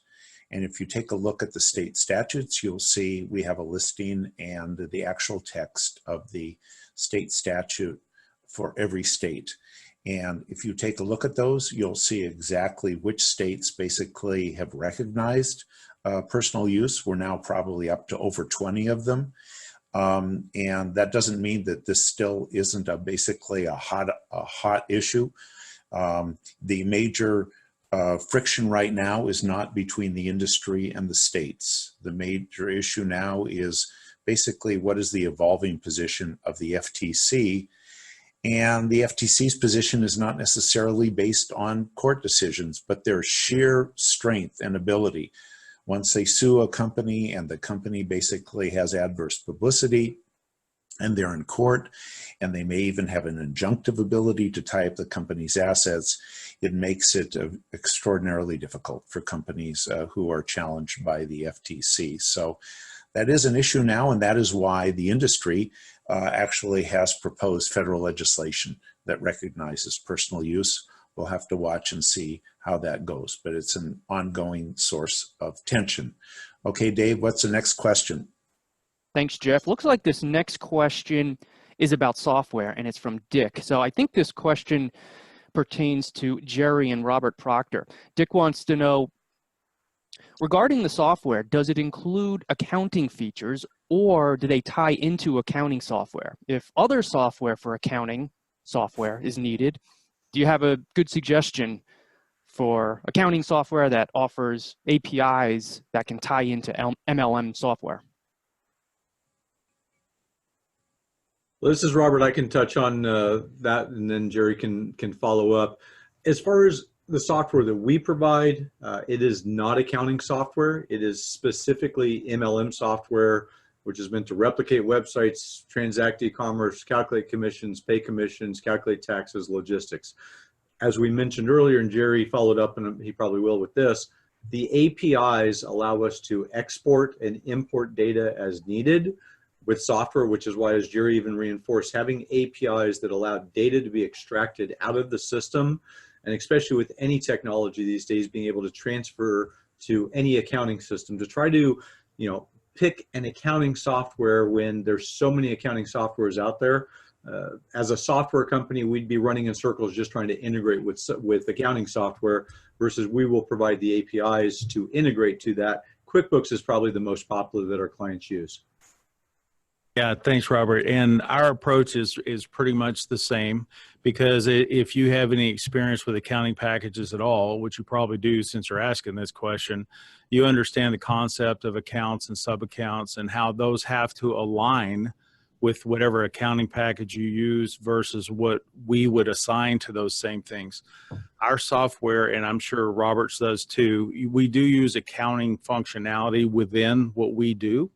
But what we do is we provide a mechanism to export that data in numerous ways. The most common that our clients use is a CSV file format. Once we talk to you and determine how your accounting package is set up, again, as Robert said, QuickBooks is the most common. We also interface with a lot of MAS packages, which is an IBM accounting package, as well as several others. By following the approach of exporting the required data, it gives us a chance to align accounts and sub-accounts so that stuff is credited the right way. And it also depends on the style of accounting that you do as to what data items you're going to need to export out of the MLM software into the accounting package. All right, let's go next to this question from Dale, and we'll try to squeeze in one or two more here. This is a great question. What is the leading reason for failure? Okay, Dave, thanks. This is Jeff. This is going to be a great question for every one of our panel members. So let me lead off, and then we'll just try to keep every one of our answers to 1 minute or less, so because of time. From our standpoint, interestingly enough, the leading reason for failure is basically initial lack of capital resources. You need to at least allow for a couple of years to see if this is going to work, which means you need to have the resources, the financial resources, to see it through. And then secondly, you need to have the ability to recruit. Companies fail because they can't recruit. So either you have that innate ability amongst yourselves, or you basically are going to have to expend the money to hire a VP of marketing who can jumpstart recruitment with your initial 10 or 12 founders who can go out and find others. And I always like to say, and Mike joins me, that basically your need for capital is in inverse proportion to your ability to recruit. If you don't have that ability, you're going to need more capital to basically last longer. Okay, why don't I turn it over to Mike, and then we'll go right through our panel. So I agree with everything that Jeff said. I put the recruiting at the top. Even people with limited resources, if they know how to do the steps properly and not waste money, can actually get things up and going and actually grow into a very successful company. I do want to point out, though, that as a company today, we have to think about international launches much more quickly than we did 5 years ago. This is a crowded market. You're entering a market that has probably 1,500 to 2,000 companies, most very small, some large, but there's a lot of competition. And there's a lot of people who've been around the industry for a long time that have a preconception as to what the business is. But within the first, say, 12 to 18 months, if you have selected a software company that can handle seamless international launches and currency exchanges, and if your compensation plan is designed to be worldwide in its approach, then you will find that you can enter some of the easy markets to go into pretty quickly, and your sales will be 3 to 4 times more for the efforts you put in internationally than in the United States. However, don't think you can skip that step, because as an American company, you have to have a history of success. You need to give it that 12 to 18 months to build a solid foundation. So when you take it out, it's a duplicatable system that people who are out, because we're the largest exporter of the multi-level industry is our business. So they expect that an American company knows what they're doing. So keep that in mind as you're growing your company. Start domestically, think international. Robert, Jerry, Robert, maybe you guys can weigh in. Well, again, it's your ability to attract people. There's a movie called Fields of Dream, Build It and They Will Come. You know, you need to be thinking in advance, what happens if they don't come, and how are you going to attract the right people to your company, to your products, to your services. So that to me is very important, properly leveraging your resources and listening to the people that you, the consultants. I mean, Mike, I'm sure you would agree with me. How many of the people do you take on clients that only probably listen to 10, 20, 30, 40% of what you have to, the advice you give them? That's why you hire, you know, the lawyers and the consultants that you hire, so that they can help you accomplish your objective. Okay, thanks. Jerry, what do you think? Well, I think in my experience, there's really 3 things. Number one is lack of preparation. A lot of times clients will come to us and not realize the magnitude of what they're doing in starting a business, and it can be overwhelming. Number 2 is lack of funds and proper management of those funds to get you through your startup period and get you through that first year. And number 3, which is almost humorous, but it's actually forgetting to sell their product. We see that a lot when people get overwhelmed with the whole startup process. They forget that they're actually, in the end, they're out there to sell something. And they have to remember to sell to bring the income in to make sure we keep rolling. Okay, and Robert Proctor, why don't you wind up on this point? So if I had to chime in, I would echo the words of Sandy, is to avoid the 4 pitfalls of greed, stupidity, arrogance, and ego. Even though we're selling products and we're rewarding people, the compensation plan is important. The legality is critical. The products are, very important. So many people I see start this company. The one thing was underfunded, but in a position of greed, or make stupid decisions as they go along.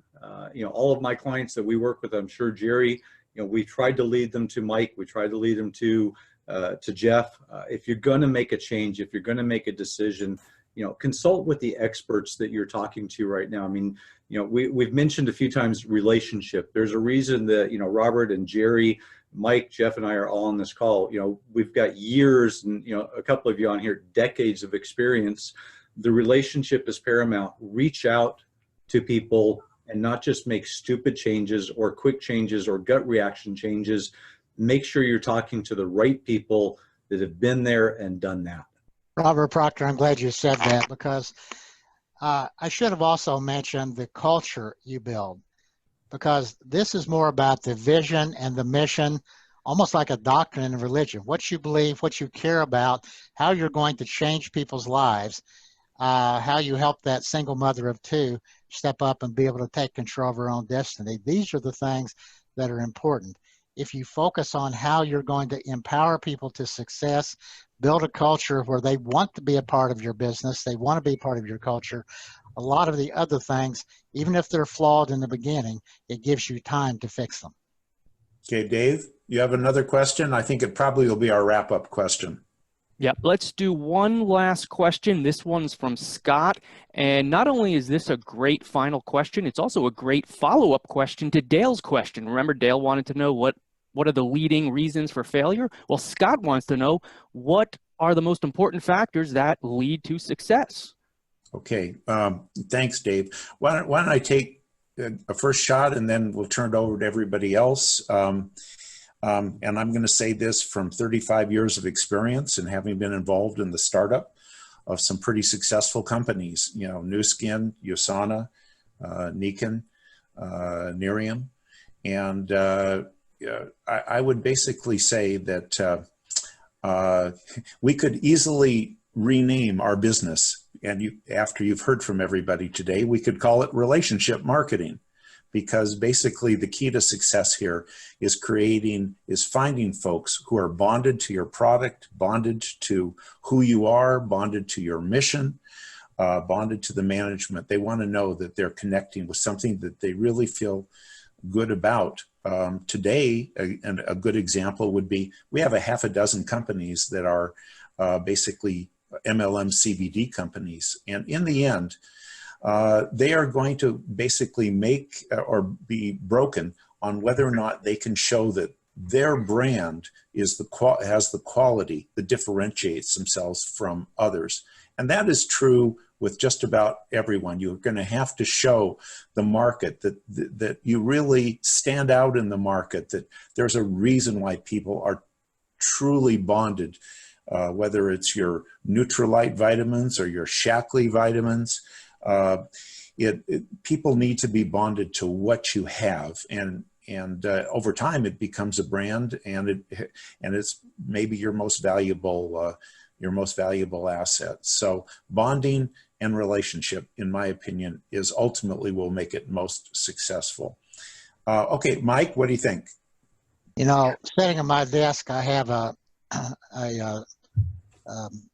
placard that says, "Learn from the mistakes of others, because you can't live long enough to make them all yourself." And that's so important, that you're able to get the wisdom of people that have been there and done that.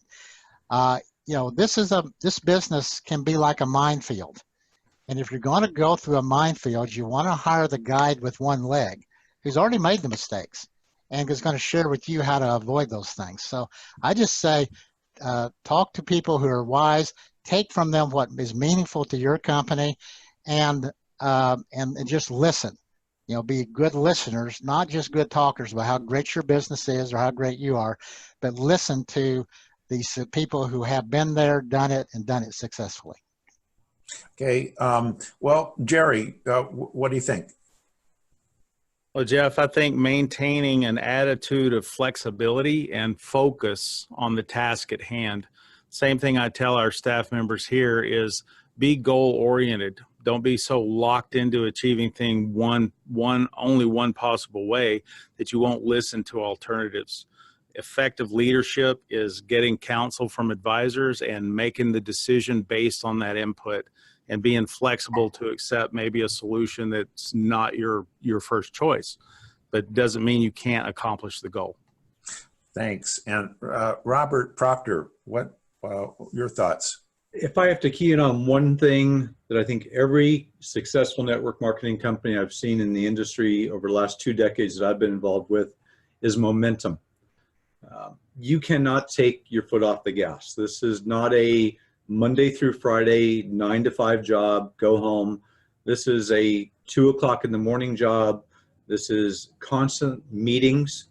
I see so many companies that do fail, and I'm sure Jerry and I have both seen them over the years, that say they're going to do it non-traditional. They're not going to have the standard meetings, or they're not going to do the distributor kits, or 100% of everything's going to be online.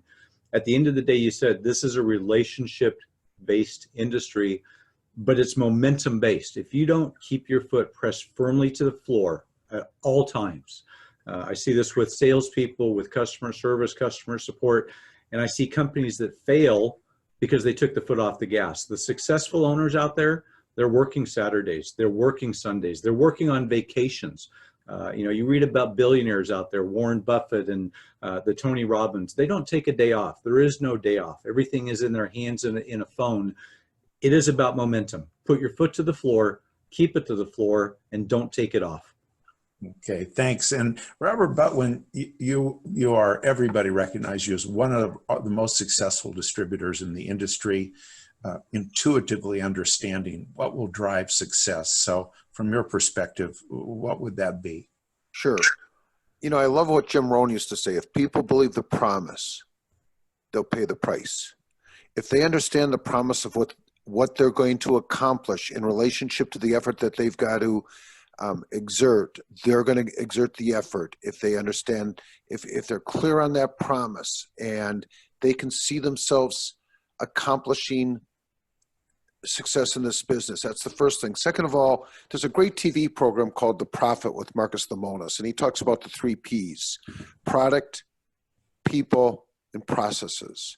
If you always remember, if you always are grateful for the people, if your product's right and it does what it says it's going to do, and you create the right processes, you will be successful. And get the right advice from people on this call. Great. Dave, back to you. Thanks, Jeff, and thanks to everyone who submitted a question. If we didn't get a chance to answer yours today, we will follow up with you via email. Before we wrap things up, I'm just going to turn it back over to Mike for some closing remarks. Mike? Thank you, Dave. You've kind of had a taste of what happens at our live conference in Las Vegas, Nevada. There'll be 12 speakers at our Las Vegas conference, some of the best in the industry. You'll also have a chance at the end of the day to do a bit of what we kind of call speed dating, in that you'll get a chance to spend a half hour of complimentary time with any of the speakers that you want, and as many of them as you want. So that's a tremendous thing, and many of the major multi-million and billion-dollar companies started at those conferences. That conference is October 24th through the 25th in Las Vegas, Nevada. If you would like more information about it, go to Jeff Babener's website, mlmlegal.com, or to the Sheffield website, or any of the people on this call have this posted on their website. Secondly, when this is over, we're not done with you if you're not done with us. We are happy to get on the phone with you if you have questions on a one-on-one, give you 20 to 30 minutes to just kind of deal with the things that are important to you. But here's what I suggest. If you want to set this up, you'll call our offices here at the Sheffield Group at 480-968-6199. I'll say it again, 480-968-6199. And tell who you want to talk with. We'll send you out a form that you can fill out, tell us who you want to talk with, and help set up that schedule. I would recommend, though, that whoever you're going to talk with, put your questions down and get those over in an email to those people in advance, so you can make the most use of this complimentary time they're going to give you. Lastly, I want to make sure that if you're going to register for our conference, understand there is limited seating, so it's important to get in quickly. mlmlegal.com is Jeff Babener's website, and that's where you'll do it. I hope this session was helpful. It's the first one we've done. We hope to do more. If you liked it, let us know. If you have suggestions of things you'd like to have us do in the next time, let us know. But our sessions we do live are where you're going to get the most impact. Appreciate your time, and thank you all for coming online today. Mike, could I just mention just once again that we had some very fine slides in the program, and those of you who would like slides, Mike's office can and basically arrange the logistics to get them to you. We won't be sending out the actual recording.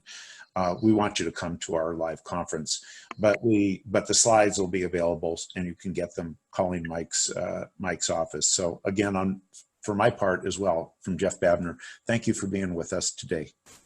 And a big thanks to all of our speakers for their insights into today's topic, Jeff, Mike, Robert, and Jerry. And a big thanks to all of you for being with us today. That does conclude today's webinar.